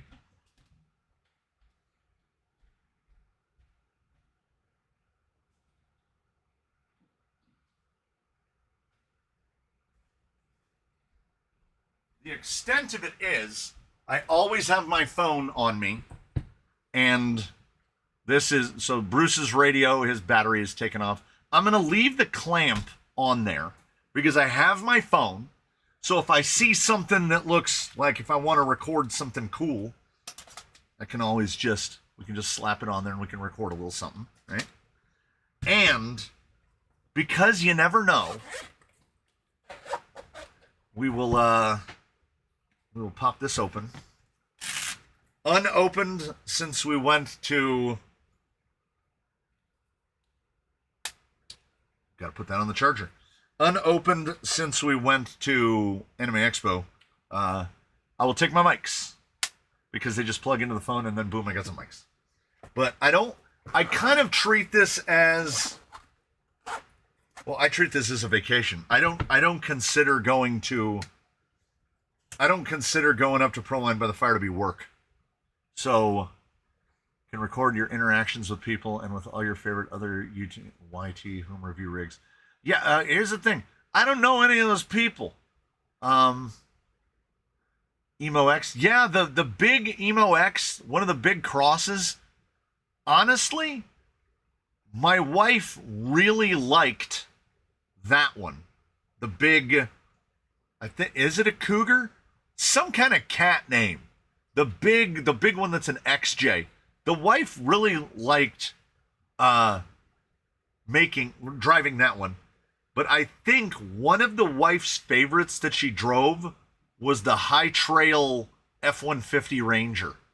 I think that's the one she liked the most. And that High Trail F-150 Ranger basically went out on the trails bone stock with absolutely nothing done to it. And it was pretty good. Like, it was pretty good. All it ended up having done to it is, you know, you put like a Fusion in it or something, change the radio, and put some beadlocks on it.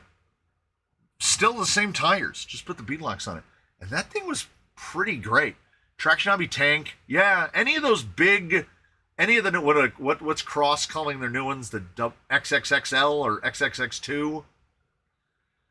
Just like the guys that recognized you at the beach, I'm sure there are many that would also at Proline by the Fire. Last year at Proline by the Fire, I was recognized by 2 people the whole time I was there. And, well, I don't know. I'm not recognizable, I guess.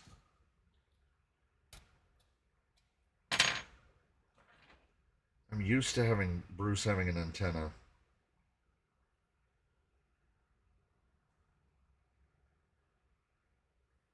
Doesn't need much, I don't think.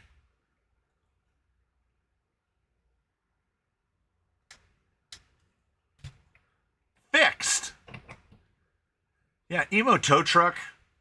Some of those Cross offerings, and it made that Emo got that kind of weird click in it, and I took the gearbox apart, didn't do anything, put it back together, and it went away. So I don't know. But those big Crosses, not a bad option.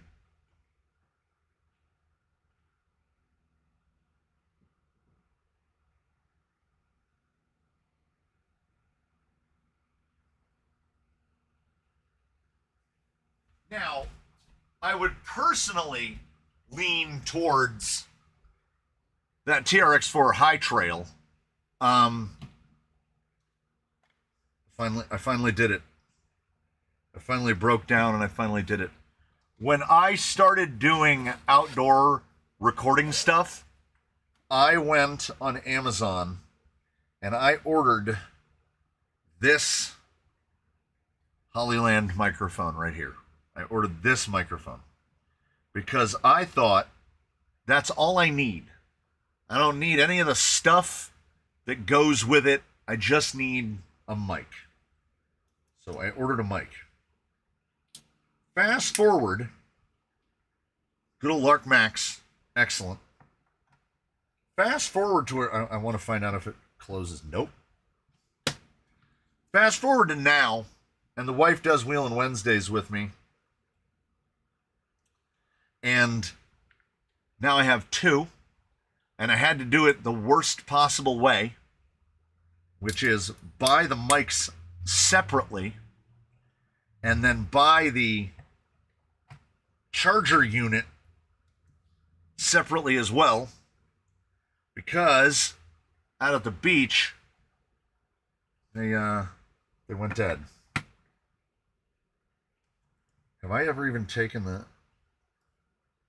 Yeah, should be good.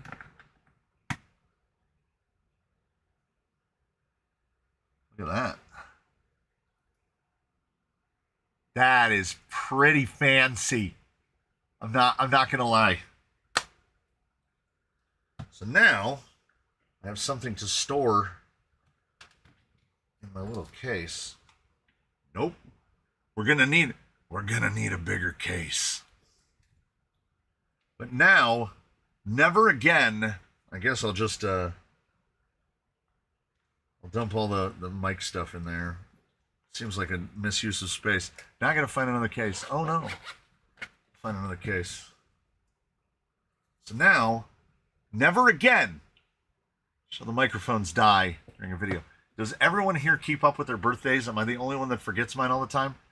Probably not the only one, but... And also, the guy at the beach said that he recognized me because of the apparatus. He saw the apparatus first. I want to Cross so bad, but they're such a pain to get in America. Yeah, you basically have to order them from Cross and wait however long you have to wait. Cleared gate 5 as I'm going through it. Look here. My tire leaned over and hit the ball. Is it just loose? It's just loose. I mean, I'm sure I worked it loose. That was awesome. I only forget my birthday once a year. True. Yeah, I now do indeed have an advertisement trailer. Oh, Stricken Hobbies. My sister that lives in Texas. She's either the 24th or the 25th of November. So she gets Thanksgiving fairly regularly. Can you show that cool trailer? Yeah, it's right here. It's not light. It's not a light thing. I didn't even, let me put it to you this way. I didn't even turn, hey, you want to see camera 2? Camera 3? Camera 1. I didn't even turn them on. We are taking it real light today. We'll see how conscious I am. Did we see how it was finally made and its leaps? If you watch the video on the trailer, I did the, fine, Pygmy Hippo's already out of Proline. Trails are good. All right. Yeah, truth in advertising. Now, this trailer, the wood part, that's my nice wood part. So it's 4 screws to remove the wood box. I'm going to build the trash trailer part for this separately because when this came out, I was like, oh my God, it's too nice. It came out too nice. I'm like, I can't throw garbage in that. So this is the promotional trailer with the stickers on it and whatever. Give out some bubble juice. I'm going to build another box. This is junk. This is junk wood. And if you hit it with some Krylon Fusion Matte Clear, it's kind of nice. Lasered, obviously. It's pretty straight. It looks like I got it fairly straight on the laser. And we've got about that much there. And we've got about that much there. Yeah, so it's reasonably centered. It looks fine. It is all Rust-Oleum and Krylon on it. And it came out okay. I'm very happy with it. To the point where after I painted, I was like, oh man, it looks too nice. So I will build the trash trailer, and I still don't know what the trash trailer is going to be made out of, but I would like to make it out of, I have some perforated aluminum. So I would like it to just be holes, the whole thing. Basically almost be mesh all the way around. Because some of the trash I pick up looks and feels gross. I turned 54 yesterday. My present, a yellow FJ40 with all the goodies. Hell yeah. Nice. Hell yeah. I 100% approve. Obviously, as I've bought 4 of them.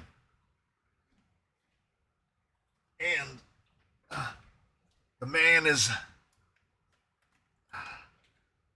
ready to go. He found his feather and, well, mesh desk organizer. Don't mind me. I'll be ignoring chat for a little while I go to Amazon. Mesh desk organizer. I would not have thought of that. I would have tried to make something. Storage tray, vertical. No, that was too many compartments. No. You know what? I think I got too specific with the search terminology.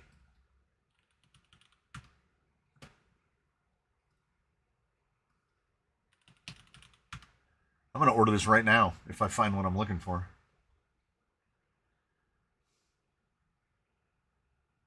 Hold on. Hold on. It's going to come down to the size.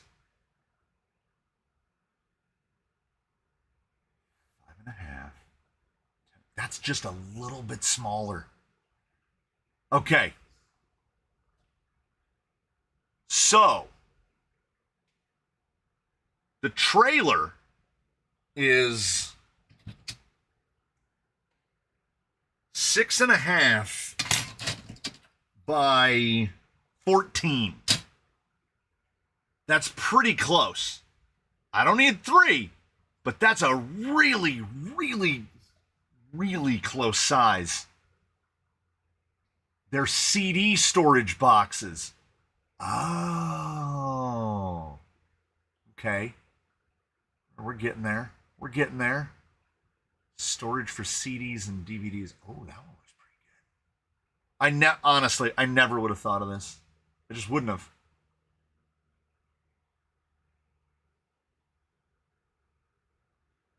Oh, man. I feel like you need to see this one. Someone translate for me the dimensions. Like, is it 13 by 6 by 2? I don't know. Like, why is it so hard to write a product description? It's apparently impossible. So the CD ones are all going to be about 5.5 inches wide. I can absolutely work with that. 4.6 wide, 5.3 wide. That's a little small. Oh, I'm gonna spend hours. Oh, 1'3". Yeah, they only kill me at the 2. Because if it was 1'3", I would take it. It can hang over a little. Yeah, Amazon is gonna have a bajillion mesh baskets, thankfully. Yeah, all right. Before I get too distracted, just order the 3 and tell your wife you did order them for her in the kitchen and keep one for you. Yeah, that's true. Is the trailer getting fenders? MKRC says that he can make fenders for it. Fenders would look pretty cool. So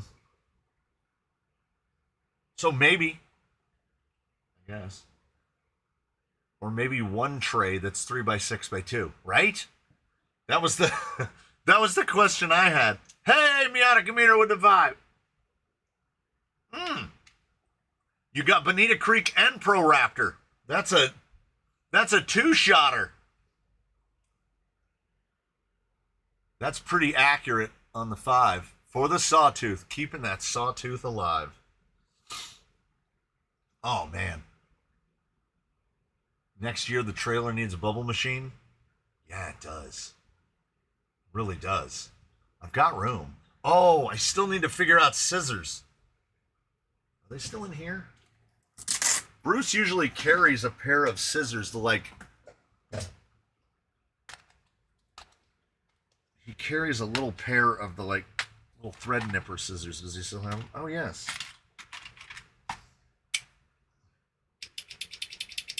What we need to find out is, are these long enough to actually cut the stickers? We're finally going to get rid of some stickers. Shout out sheetlabels.com. Shout out Sheet Labels for not doing the math right. Hey, Sputter with the 5. Look at us. Look at us.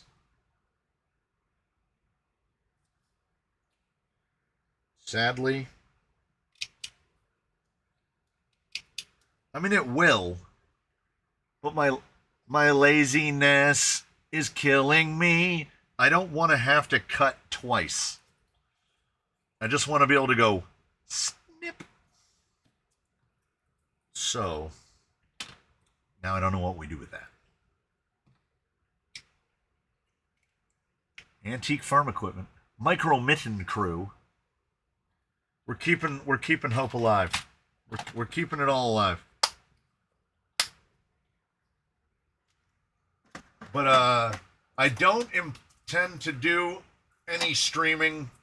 I don't know how much recording I'm going to do. Last year, I basically gave away. I took some pictures for Instagram. That was about it. You needed one of those pocket knife handles that you can just stick regular size razor blades in for box cutters. How do we get stickers? You send me an email and say, I would like some stickers. I could see a bumper on the rear of the trailer hanging just below the bed, held by springs so the bumper would wobble a little. I have in the bins, again, I ran out of time because as I mentioned, and when I mentioned this, it is absolutely true. I built this trailer. I was putting the clear coat on this trailer yesterday before we were going to Knott's. So thankfully it's Rust-Oleum and dries in like 15 minutes. In one of the bins, I have a set of taillight buckets from a Phoenix. And I want to put the taillight buckets on the trailer with the red lenses on them. But I looked for them in the moment and could not find them. And I look for them now, and it doesn't look like I can find them either.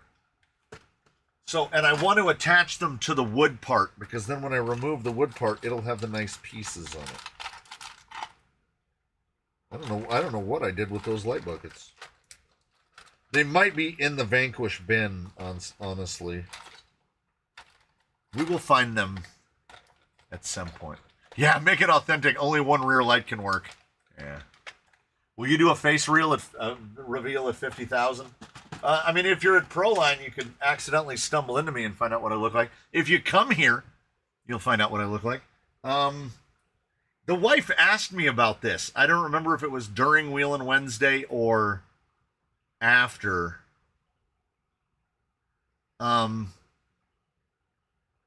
50,000. Yeah, 50,000 seems unattainable. Sure. If we make 50,000, I'll be in the videos. I don't care. We're never going to make 50,000.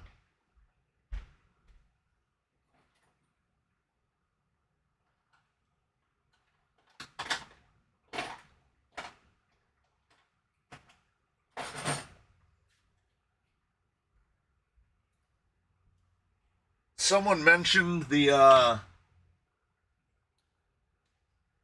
little knives that use look, it's a Gerber. That little guy.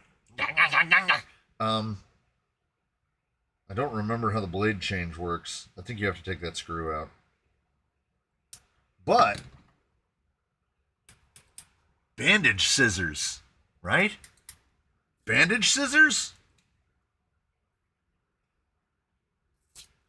Oh, yeah. Yeah. Ooh, that makes such a rewarding noise. Yeah, on board. Just throw some of these in here. Bandage scissors. Bosh! They're going to rattle around that trailer. We should probably do something. Do I have a big ass foam?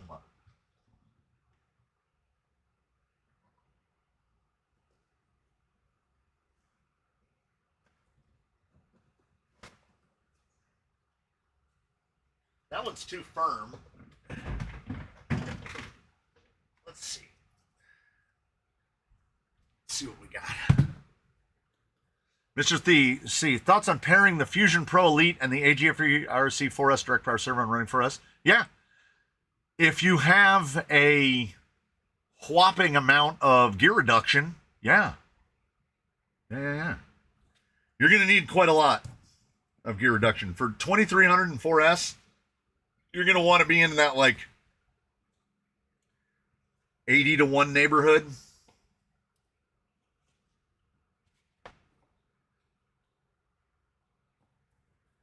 Make a Kydex holster for the bandage scissors. Oh, Stealth X to me has portals? Okay, so 3.75 times 1.4. So you're 5 1/4 at the axle times the 2.6 from the gearbox, 1365.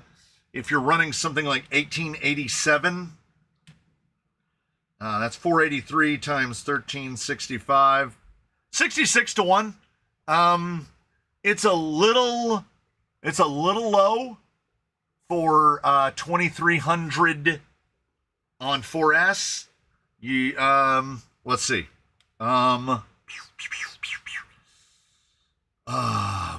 3.09 times 2.55. So that means the slowest axle is 788. And then we times that times 2.6. That's 20.48 to 1. And then our spurt opinion is 3 to 1. Yeah. Maybe, yeah. Because Jolly Green's on a 3300. And then we times that by 3. So Jolly Green is 61 to 1 on an unadulterated axle and running a 3300 on 3S. So a 2300 on 4S should be reasonably close. I think you'll be able to get away with it. I think your overall snippy snap top end will probably be a little bit brisk, but I think gearing wise you'd be fine. 1887. That's 66 to 1 should be pretty good. Yeah, the pickle polisher ones are definitely still in the mail. Poverty currently runs a blue case in an 1800 SE. Excellent choices.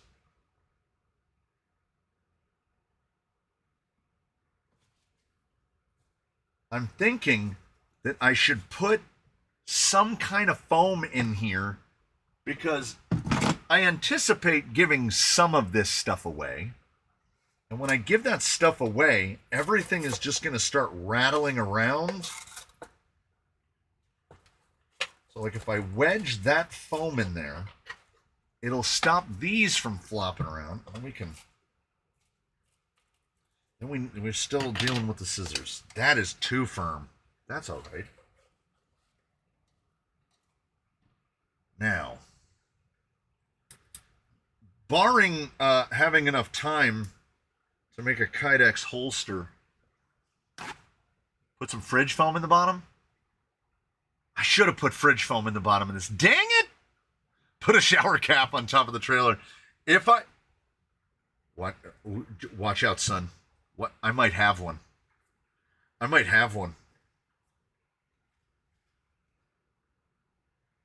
Okay, these, I don't know where I got these bandage shears, but these have been around a while. One last point on the reefs. They tout 60-degree steering, and you should see the camming or surging on the front with the wheels. The promo video shows it so clearly. Yeah, honestly, to get anywhere past 45 degrees, you've got to have double cardan, or it's going to surge like that like crazy.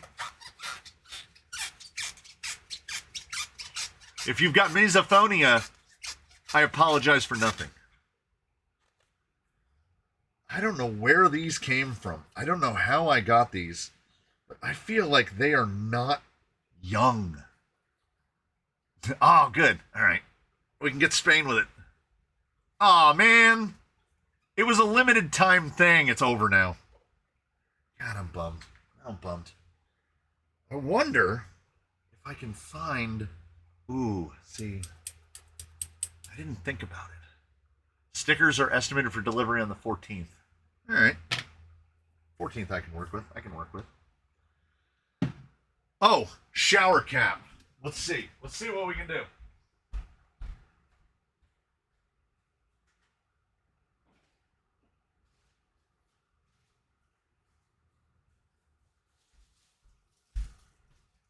Why does he have a shower cap, you ask?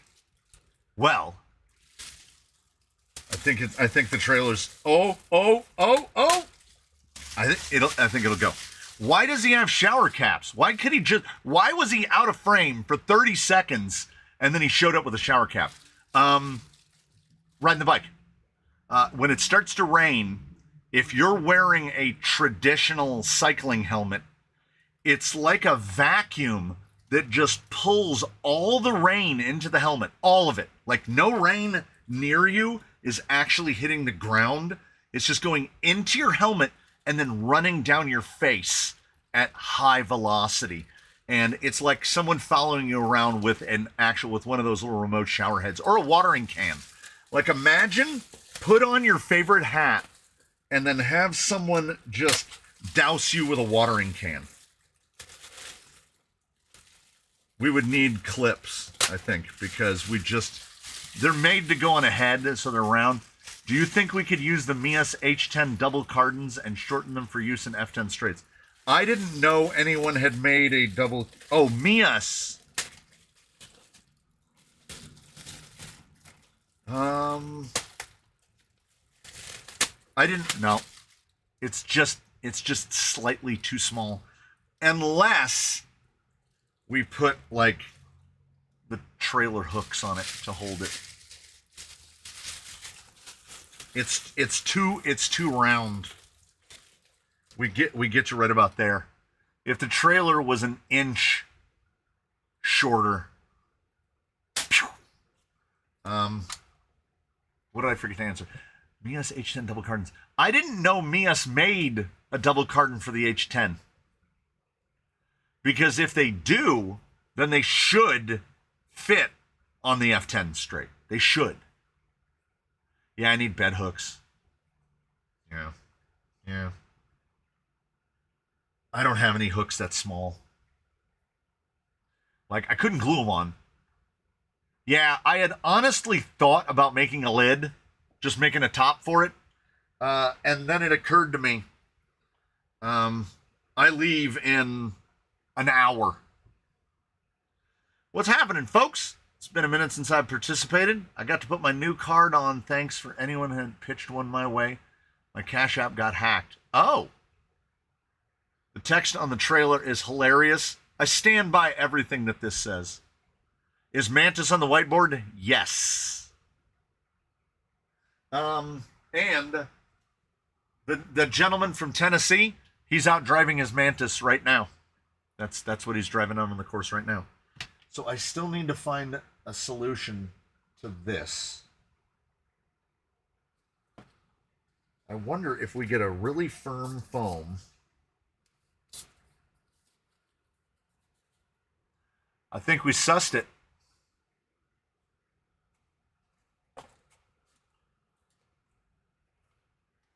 This is the high quality workings that we've come to expect from an idiot in a shed. I'm on board. I wish that I had, I have this monster. I wish I had a foam that was big enough to go side to side. Oh! Well, let me check the foam bin. And by the foam bin, I don't mean the tire foam bin. Did it make it with all four wheels intact? I pulled a link loose. I got something weird going on with the servo. You are having a canyon day. Weird how? Just what am I saying? I'm troubleshooting. What's the rear steer? It's almost like a stroke. But it would it just was going along and the back tires would skinny. Are those direct power or are they receiver power? Receiver power. You're probably browning it out. Browning it out. I'm getting close to the bottom of the battery. We'll call it that. Little baby brownouts. 2.800s is a lot. That's a lot. 2.800s is a lot. Take a bin of junk tires with you and you can leave them at random booths. Yes. No Victorinox Tinker pocket knife. What are you doing to me? You're going to make me spend money. Victorinox Tinker. Oh, that's just a regular old Swiss Army knife.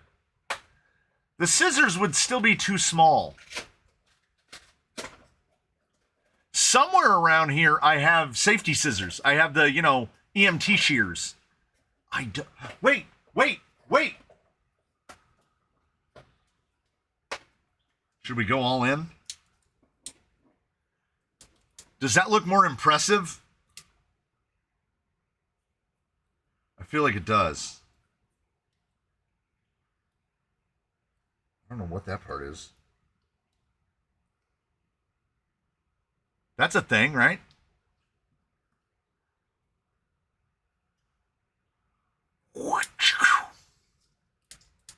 It's kind of boss.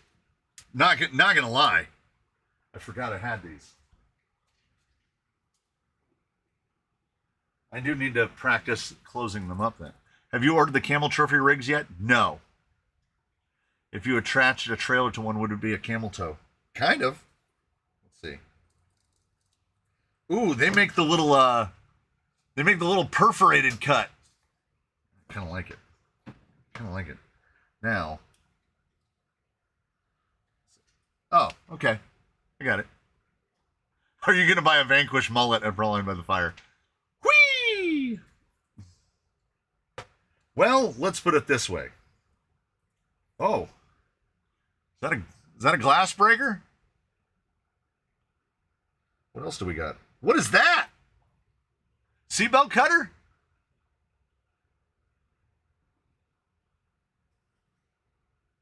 Belt clip? These are kind of cool. Hey, that's not bad. How come no Truck of Fortune today? Mr. Hurley. Mr. Hurley. I know you've forgotten that it's your birthday.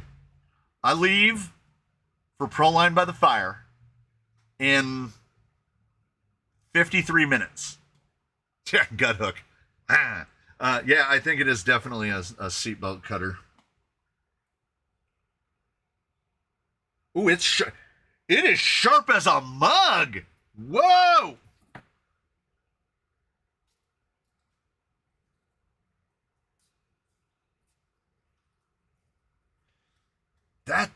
Yeesh. If I was going to use this with regularity, I would probably take that part off so I don't murder myself. You could literally buy a mullet from Josh at the booth and he wouldn't recognize you, so you got that going for you. Yep. That guy don't know me. And by extension, I don't know that guy neither. Is BMFRC going to Proline? Yes, he is.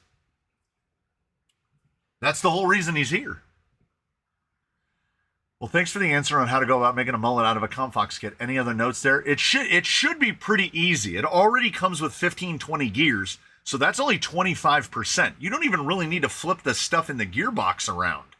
You should just be able to slap a front axle on the front, flip the gear over in the rear or the front, whichever one you're installing, and then run it. Like, I don't understand why they didn't do it as an option. I mean, mullets are so hot right now. They're hot. I don't know. I might do it myself because I have the original Comfox axles. I like building mullets. Is the trailer going to Proline? 100% it is. Just so you check the screenshot in the members section. Oh, and didn't one of those British fellas send me a photo and he said to share it? I forgot about that and then I only just remembered it now.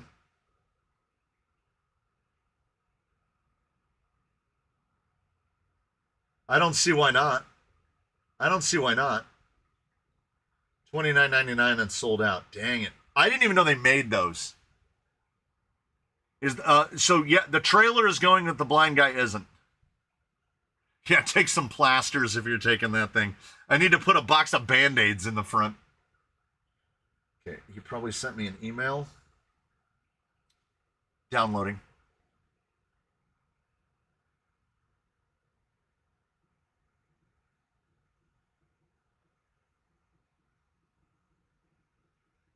So, Mr. Daniels, is this your build?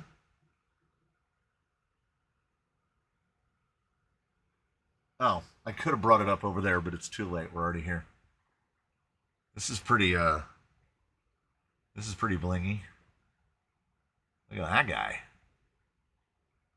What are those axles? He asks, feeling like he should know but doesn't. And I did get the photos of the cab cut, but if you're wondering what my email looks on any given day, the dots mean I haven't read them yet. Okay, now we're getting down to where I have read it. Nope. There's some more.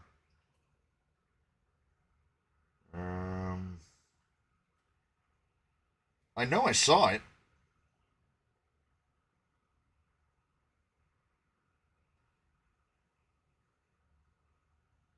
Nope. Nope.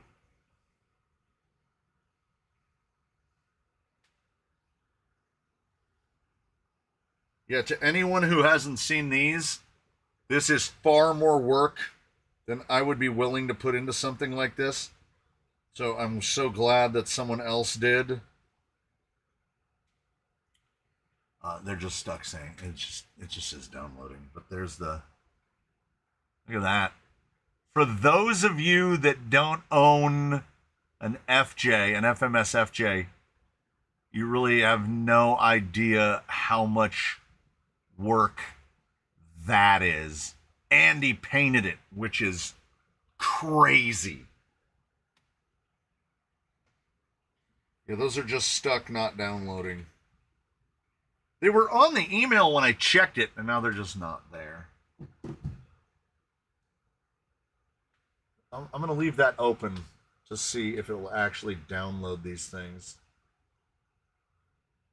That is quite literally an absurd amount of work to go through.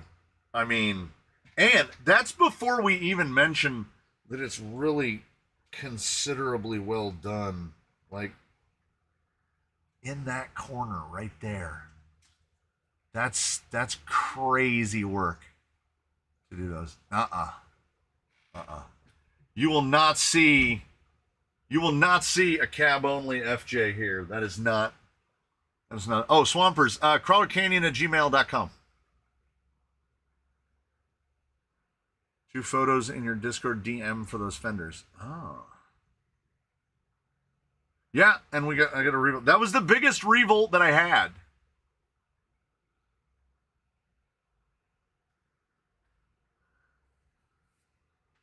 Deluxe Capra width on front, Mias on rear. Deluxe Capra, okay. What time am I leaving? 1 o'clock my time, so about 45 minutes. I want some Mias straight axles Capra width with the Endura Capra cage. That would be great. Yeah, that would be great. I have a set, and I still don't know what they're intended for, but I have a set of the Mias nylon Capra straights, and I want to build something out of them. And we went. So again, speaking of no brand loyalties, so it's a little easier to see his apparatus. I had intended to rebuild this, but I haven't. Oh, you're right. There might be stickers in the bin that Linda Mantis is living in. You all have no idea.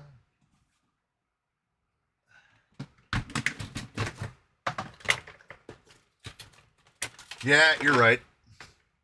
You're right. You're right. I did have the round ones. He still exists. He's still here. He's still here. And his axles are here. They're somewhere in here. Mias Capras was my intention from the beginning. Although, now he's thinking Mias Capra straights, maybe? I don't know. So the intention was to redo this, and then I just didn't. But when I did revamp the trailer hitch on there, it did indeed fit a Losi rod end. This is old Losi from, like, I don't know, Shortcuts? One of the short courses. So when you snap this on, yeah. And as mentioned, now with all the weight on that, it's basically just flat. And that combo is certainly north of 20 pounds for that rig and trailer. And what a good looking guy he is. Mias Capra Mullet Mantis. Rolling by the fires at Horseman's Easy Trip. It's an hour. It's about an hour. Have Bruce's in-cab camera on while you're cruising in them. The problem is, again, put it on my list that's not written on the whiteboard. I have a fan that I need to install.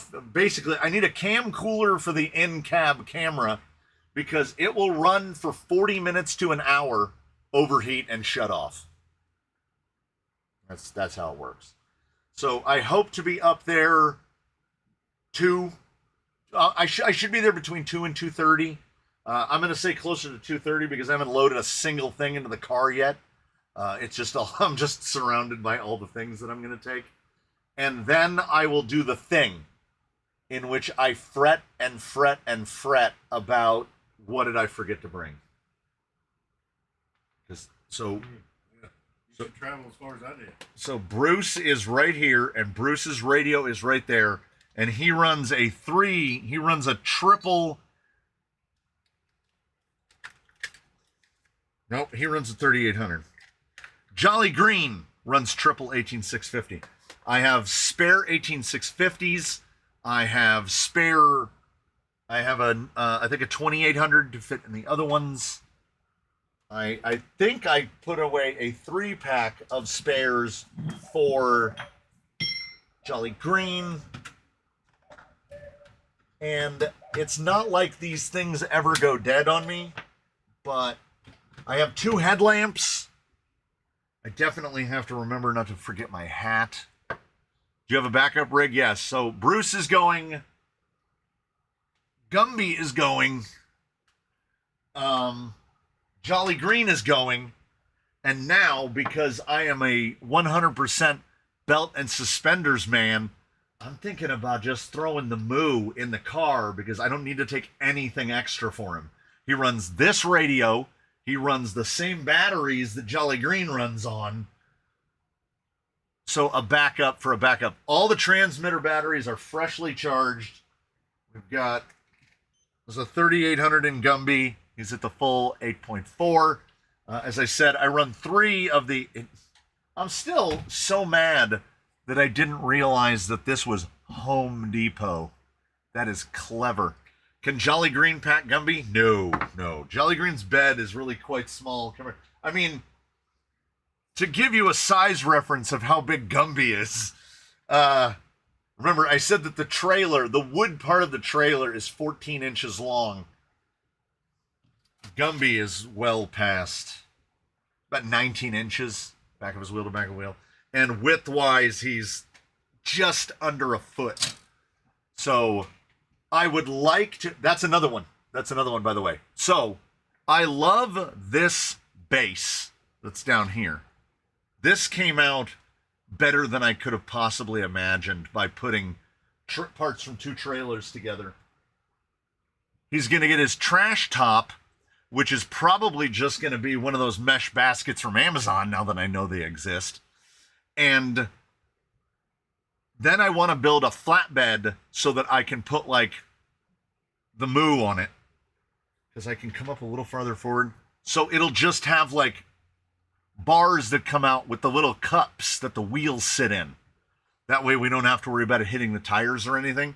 And I think that'll be pretty cool. I don't know. I guess I'm a trailer guy now. Does Gumby have a twin in it? No. Gumby not only doesn't have a twin, he doesn't even have a VFD.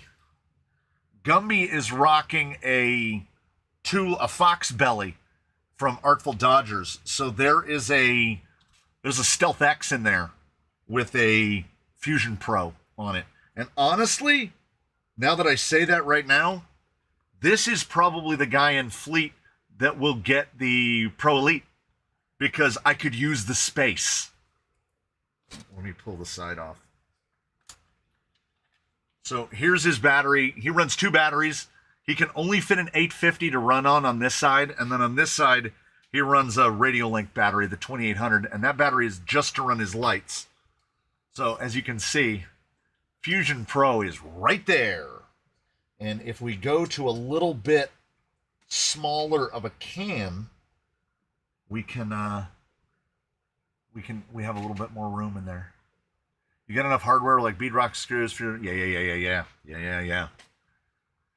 Yes, no, I definitely don't, because I'm taking what I would classify as disparate vehicles. They are too dissimilar, but I do have my big lock and load, and it's got all my tools. You know what? I don't actually know if it does.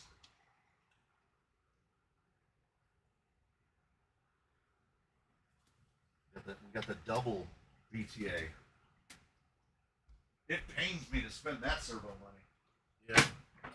Pair of 832s, and then had to put in a giant BEC to run them, because it may have pained me to buy two 832s, but to put two of the AGFRC A66s in there would have been $300. And I was like, that is not a thing. Yeah, you can absolutely see Gumby next to the moon.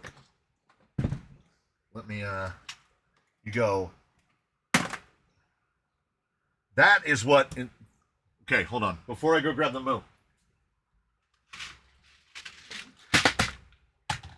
These are the rod ends.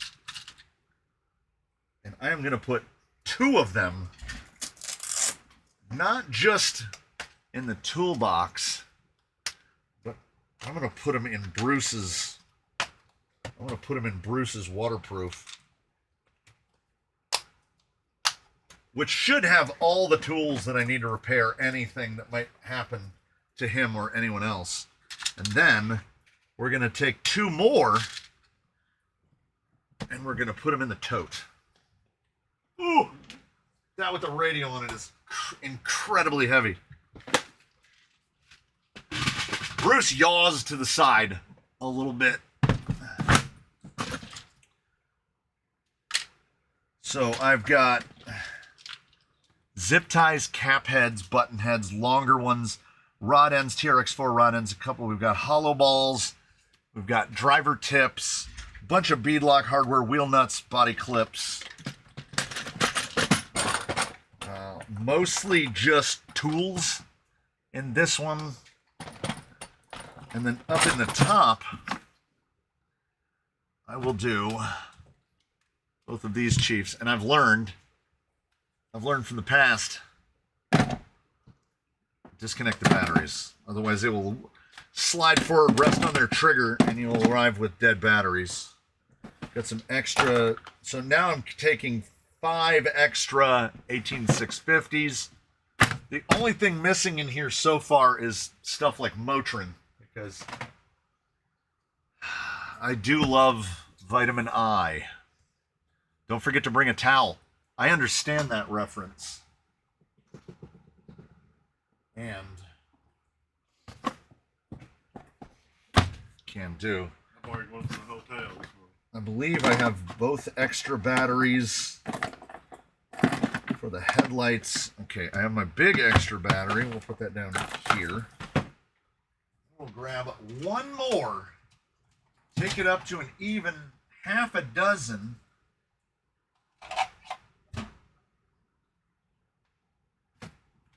Check it in the charger though. 418. Do you have enough room in your backyard to do a small high-speed track and build up a pre-runner? I technically do, but it's the maintenance.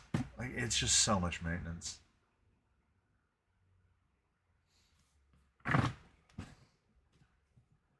Molly for possible squeaks and servo horns. Do I have servo horns? Sure don't. This is how crowdsourcing works.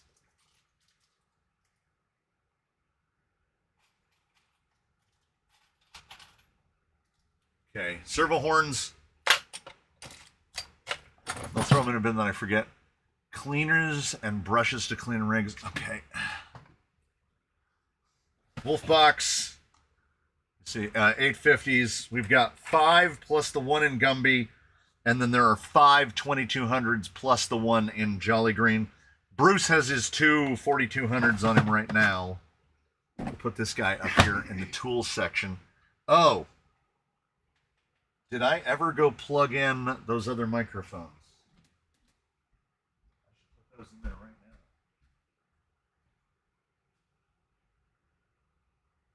now. Not only did I, but it's fully charged. Wabash. Do you have extra drive pins and hexes? Boy, I'm gonna have to check. I'm gonna have to check that.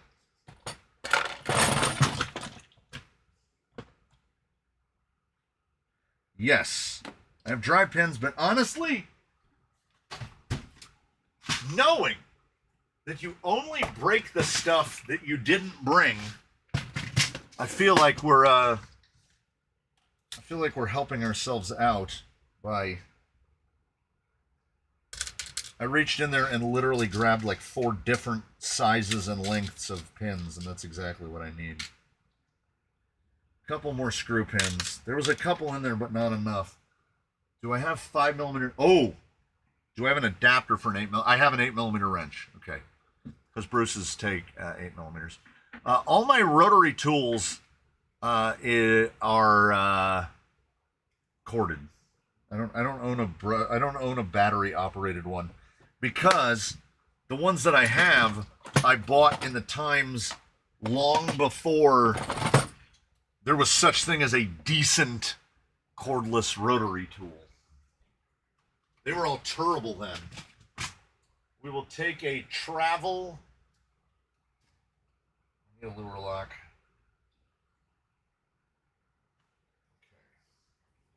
I do prefer to store these upright, but I do have, look at the full separation on there. Your poor Subaru is going to be overweight by the time you're reminded of bits to take? Yeah. That's fine. Where do I put this needle? Needle. Nope.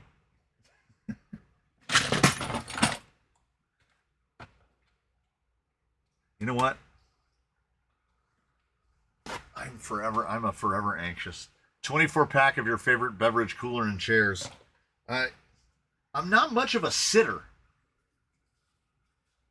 I sit down every once in a while. Like, I'll be on my foots pretty much this whole time. You have a small thing of thread locker. I think this is the grease one. So if you get enough kits and RTRs, you've got some grease. And then if you get enough kits and RTRs, what do we like? Do we like Axial? Do we like Vanquish? Do we like MIP? But those are sealed. I like something with a cap. That one, well, that one's sort of sealed. We'll take a Vanquish. We want to fit in, right? Then I have a bunch of tubes of Traxxas waterproofing grease. I mean, I guess we could just throw one of these Associateds in here. It's not going to take up too much space. Yeah, a lot of stickers on the case are definitely representative of companies that don't exist anymore.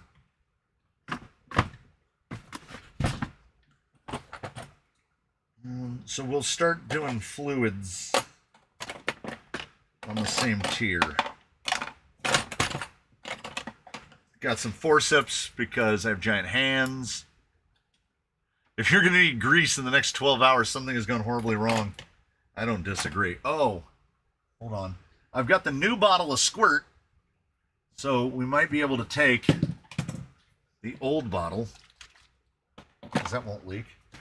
What I'm kind of trying to do is outfit this box such that, aside from what's in the top, I don't really take anything out of the box. Like all the tools and my other flashlight, because I don't have enough flashlights on me, they basically live in the box with the zip ties. And these are all the, like I wear out the M2, like that one. See, it will slip in the fasteners a little bit.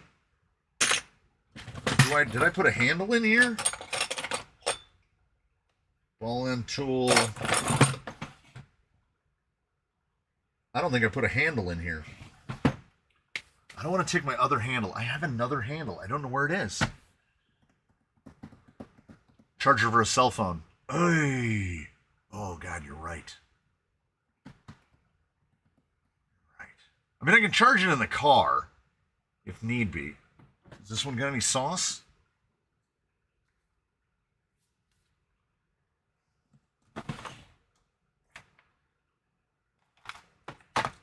Roll of electrical tape. Now, though, what I need is... Am I going to close? I don't like it. I don't like it! Tape up there, I guess. I need a cable. I need a lightning cable.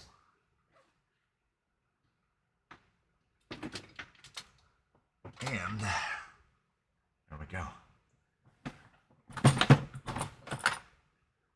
You know what handle I do have? I've got a handle that came with one of the 3D printers. I need to find that. Have you ever driven or modified a Tamiya crawler? I have not. I came in after that time. Double-sided tape. Oh yeah.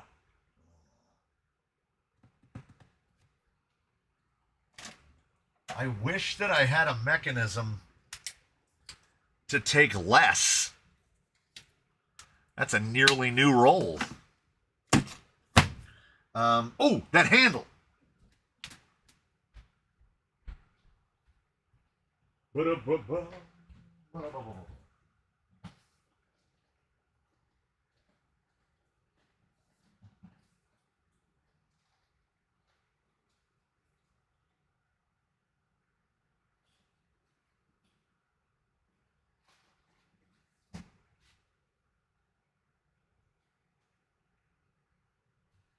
I can't find it. And I used to have an old OFNA handle too. And I can't find the OFNA handle either.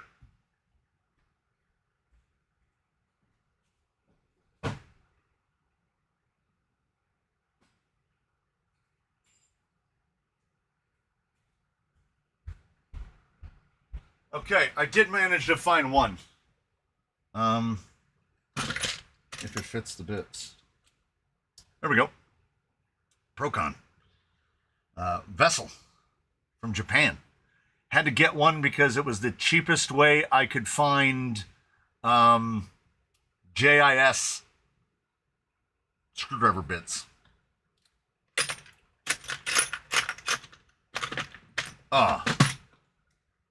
It's a perfect. Cash money. I got like $16, $18 in my wallet. I think that's it. I think we're outfitted. Like, I can't think.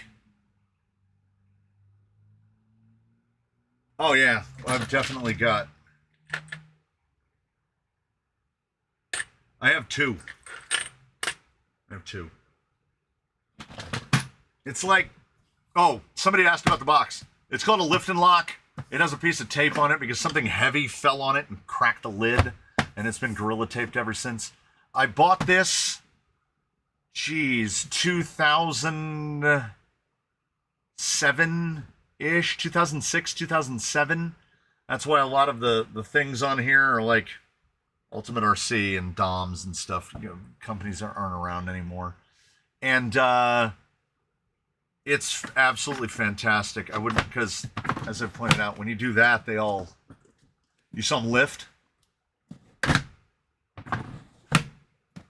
It's just honestly genius. It's basically a tackle box, but they were definitely aiming more at hobbyists than fishermen. And if I had known that the company was going to be short-lived, I believe that you can't get one anymore. If I had known, I would have bought more than one, because I want to say that this was about $40. and you can see there's a cam. See the cam on the handle? And the cam goes into these guys and just lifts them up. It's really, I mean, I don't want to throw around genius, but I mean, it really is. It's really kind of genius. Will the RTR list get periodically updated? Got to add the FCX10 Camel and the Coyote. Guessing no mullet because you aren't going to get one. Yeah, I'm definitely not. A pair of socks and pants just in case. Oh yeah, I haven't even picked out my shoes. You know me, I don't wear shoes. I gotta pick out shoes. I'm gonna carry this over. Oh, that's not light. Whoa.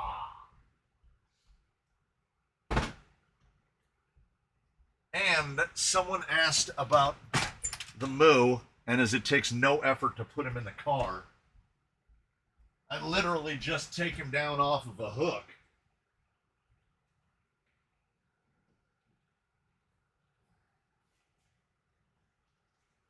Rock bumps might be a wee bit much for Proline, but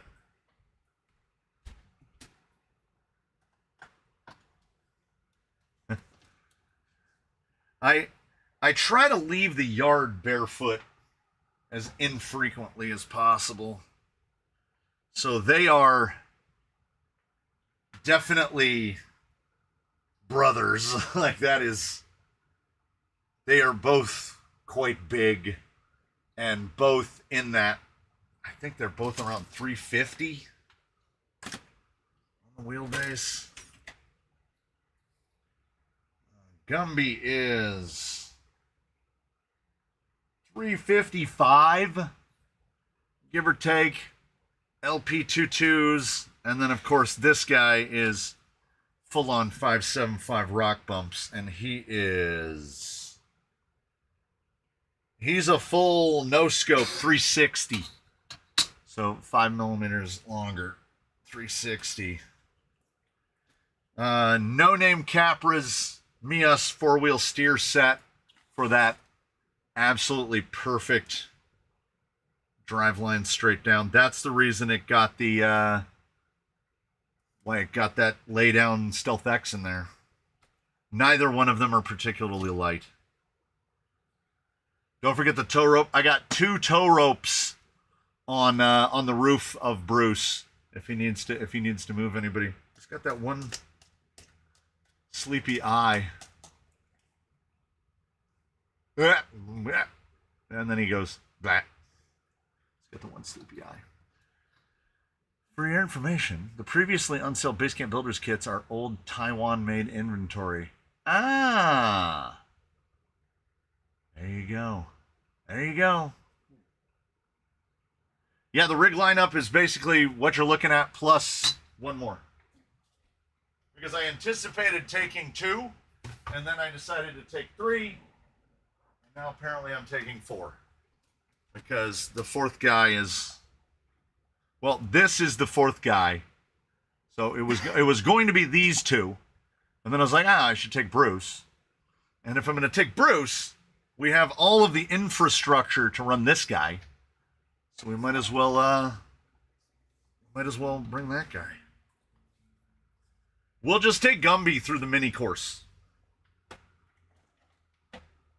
As he's the judged on the 4 of them, he's the smallest one. So Gumby will be fine on the 24th scale course. No one will notice. 355 wheelbase, weighs 9 pounds, not a problem. Is it crazy that of the four going with us? Oh, you stay right there. Of the 4 going with us, that is the lightest one. I posted a video of an adjustable wheelbase trailer for hauling crawlers in the YouTube section. Ooh. Is your missus on board with you? No, she's going to a hockey game tonight. It's the season opener for the Coachella Valley Firebirds. It's a pretty good show. Going to see the Coachella Valley Firebirds. So her and her sister, they go out to what is the name of the place? Eureka. They go to a restaurant called Eureka out there, and then they go and they watch a hockey game, and they're gonna have a blast. My wife is definitively a hardcore casual when it comes to all things toy car. Like, she is good for a morning and maybe into the afternoon, one day a week. That is her level of commitment. Recording Wheel & Wednesday, and you know what? I would never make a single complaint about it, because as many of you have lamented in the comments, trying to get a significant other to go out on the rocks is not happening. Never. For most people, that is absolutely not happening. They have no desire. So the wife has no desire to find out how the sausage is made.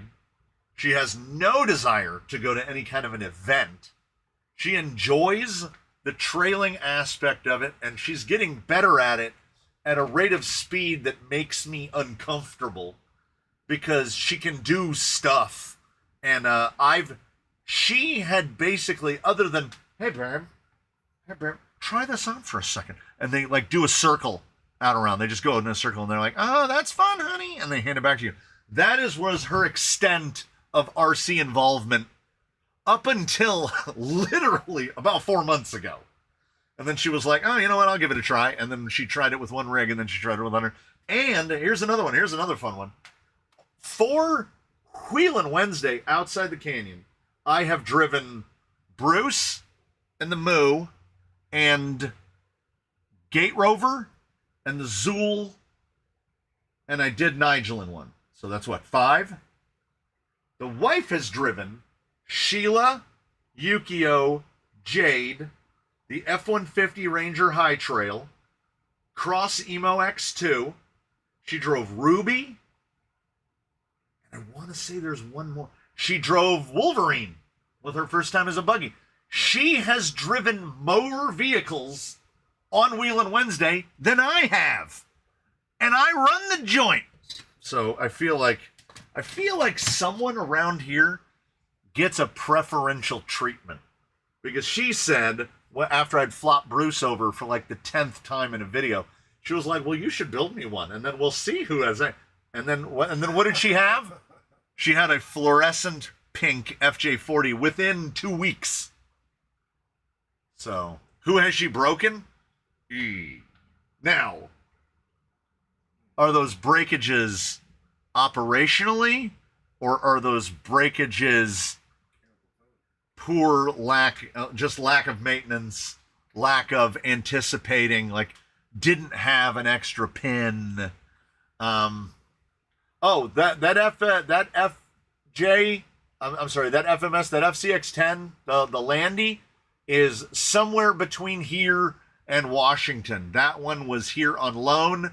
I absolutely neglected to forward him a tracking number from UPS, because that is out on UPS on its way. I get the feeling that if the economy and all of those other things keep reacting the way that they're reacting, the number of rigs stopping off in the canyon to be evaluated is going to dwindle down to nothing, because the cost to ship these things is apocalyptic. The gentleman in here who chops FJ40s, this was the box that I bundled together. This is full of FJ40 parts, and it weighs 13 ounces. So it's got the front brace and a Panhard bar and some other little goodies thrown in there with it. This weighs 14 ounces, just under 1 American pound. And to ship this 9x6x4, and it's not even a full 4, it's like 3 1/4. This 9x6x4 box from here to the United Kingdom costs $33 to send this box, which is why this box is still sitting here. Because I've shipped rigs to far-flung parts of the United States for less than $33. I want to say that sending blackjack to Alaska was about $40.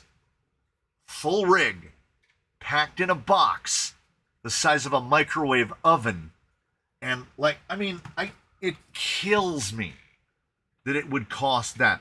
What happened to the flat rate boxes of days of yore where they were like, shove everything you want in there? International will be like up to 12 pounds and it'll cost you $25.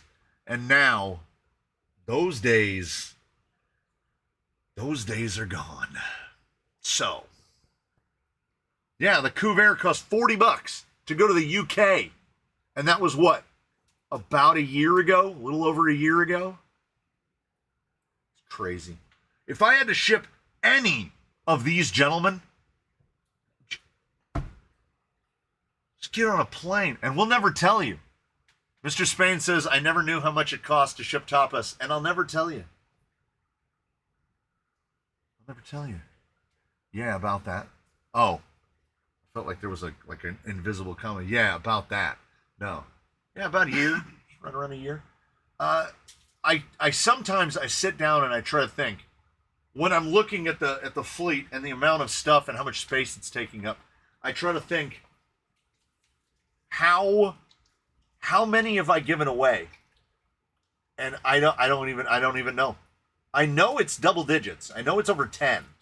Because I want to say, there it is. There it is. The infamous patio special with no whip from Clatch Coffee, which we call Coffee Clatch. And I'm going to get fired up and wired up. And I'm going to pregame like 600 or 800 milligrams of Motrin. I'm going to drink this whole thing. So, let me tell you something. I am going to... See, Hugo is headed to dinner. So what I'm going to do is... Zucchini is soft. I'm going to do the same thing. It came straight back. I'm going to eat this burger with this fried zucchini. And that fried zucchini looks like an absolute dog's dinner in the end of that. That is why... Hey, thumbs up. Those Your are... ranches. And my ranch. We just found out from the YouTube that ranch is an almost exclusively American thing. Is that true? You guys don't just have ranch everywhere? Mayonnaise. Because oh yeah, the British put mayonnaise on stuff. So we just have ranch everywhere. I thought the South did too. Right? Oh, Ketchup. ketchup. Oh, ketchup. So, Ketchup. I'm going to eat, and I'm going to finish this, and I'm going to load up the 100-pound... Honestly, I almost said that as a joke. I said, I'm going to load the 100 pounds of gear I'm taking. I want to say he's just under 9. He's just under 10. 19. He's 10. That's 29. He's 16. That's 45. The trailer is a minimum of 5 pounds right now. That's 50 pounds. I would say that the toolbox is got to be in the 25 to 30 pound range right now. Plus all the radios. I am going to take some waters and stuff. Yeah, I think I'm taking 100 pounds of stuff with me. I'm going to load down the whole back of the other Susan. We have 2 Susans here. We've got Spinny Susan and Susan the Subaru, who drives kind of crazy if you put her on adaptive cruise. We'll see if I get anything filmed or whatever. I'm going to gobble this food down as fast as I can. I'm going to thank you so much for joining us here on the early stream. And most of y'all tuned in. We got right about an average number, just under an average number. And I will be there today in about, I would say, an hour and a half from now. I'll be there. I got to try to find Mr. Curtis Knudsen, who's already out there. So I'll be driving this guy until dark. So if you see him and you see me, you'll know where to find me. So, thank you so much, everybody. I'll see you again real soon. No video today. Obviously, we did this video tomorrow. No more audio issues. The audio is sorted out. I can't remember what is on Saturday. There's a Cavs light on Sunday. And I can't remember what's on Monday either. And then I'll have run out of content. Cabs, that's my favorite. So I'm gonna try to get caught up after I do all this. Thank you so much, everybody. I'm gonna do that thing where I turn off the microphones and then we first we do this, we go like this, and then you can't tell that I'm gone. So thank you so much, everybody. I will see you again, hopefully real soon. I'm headed to the desert where hopefully the weather is what the weather has promised to be.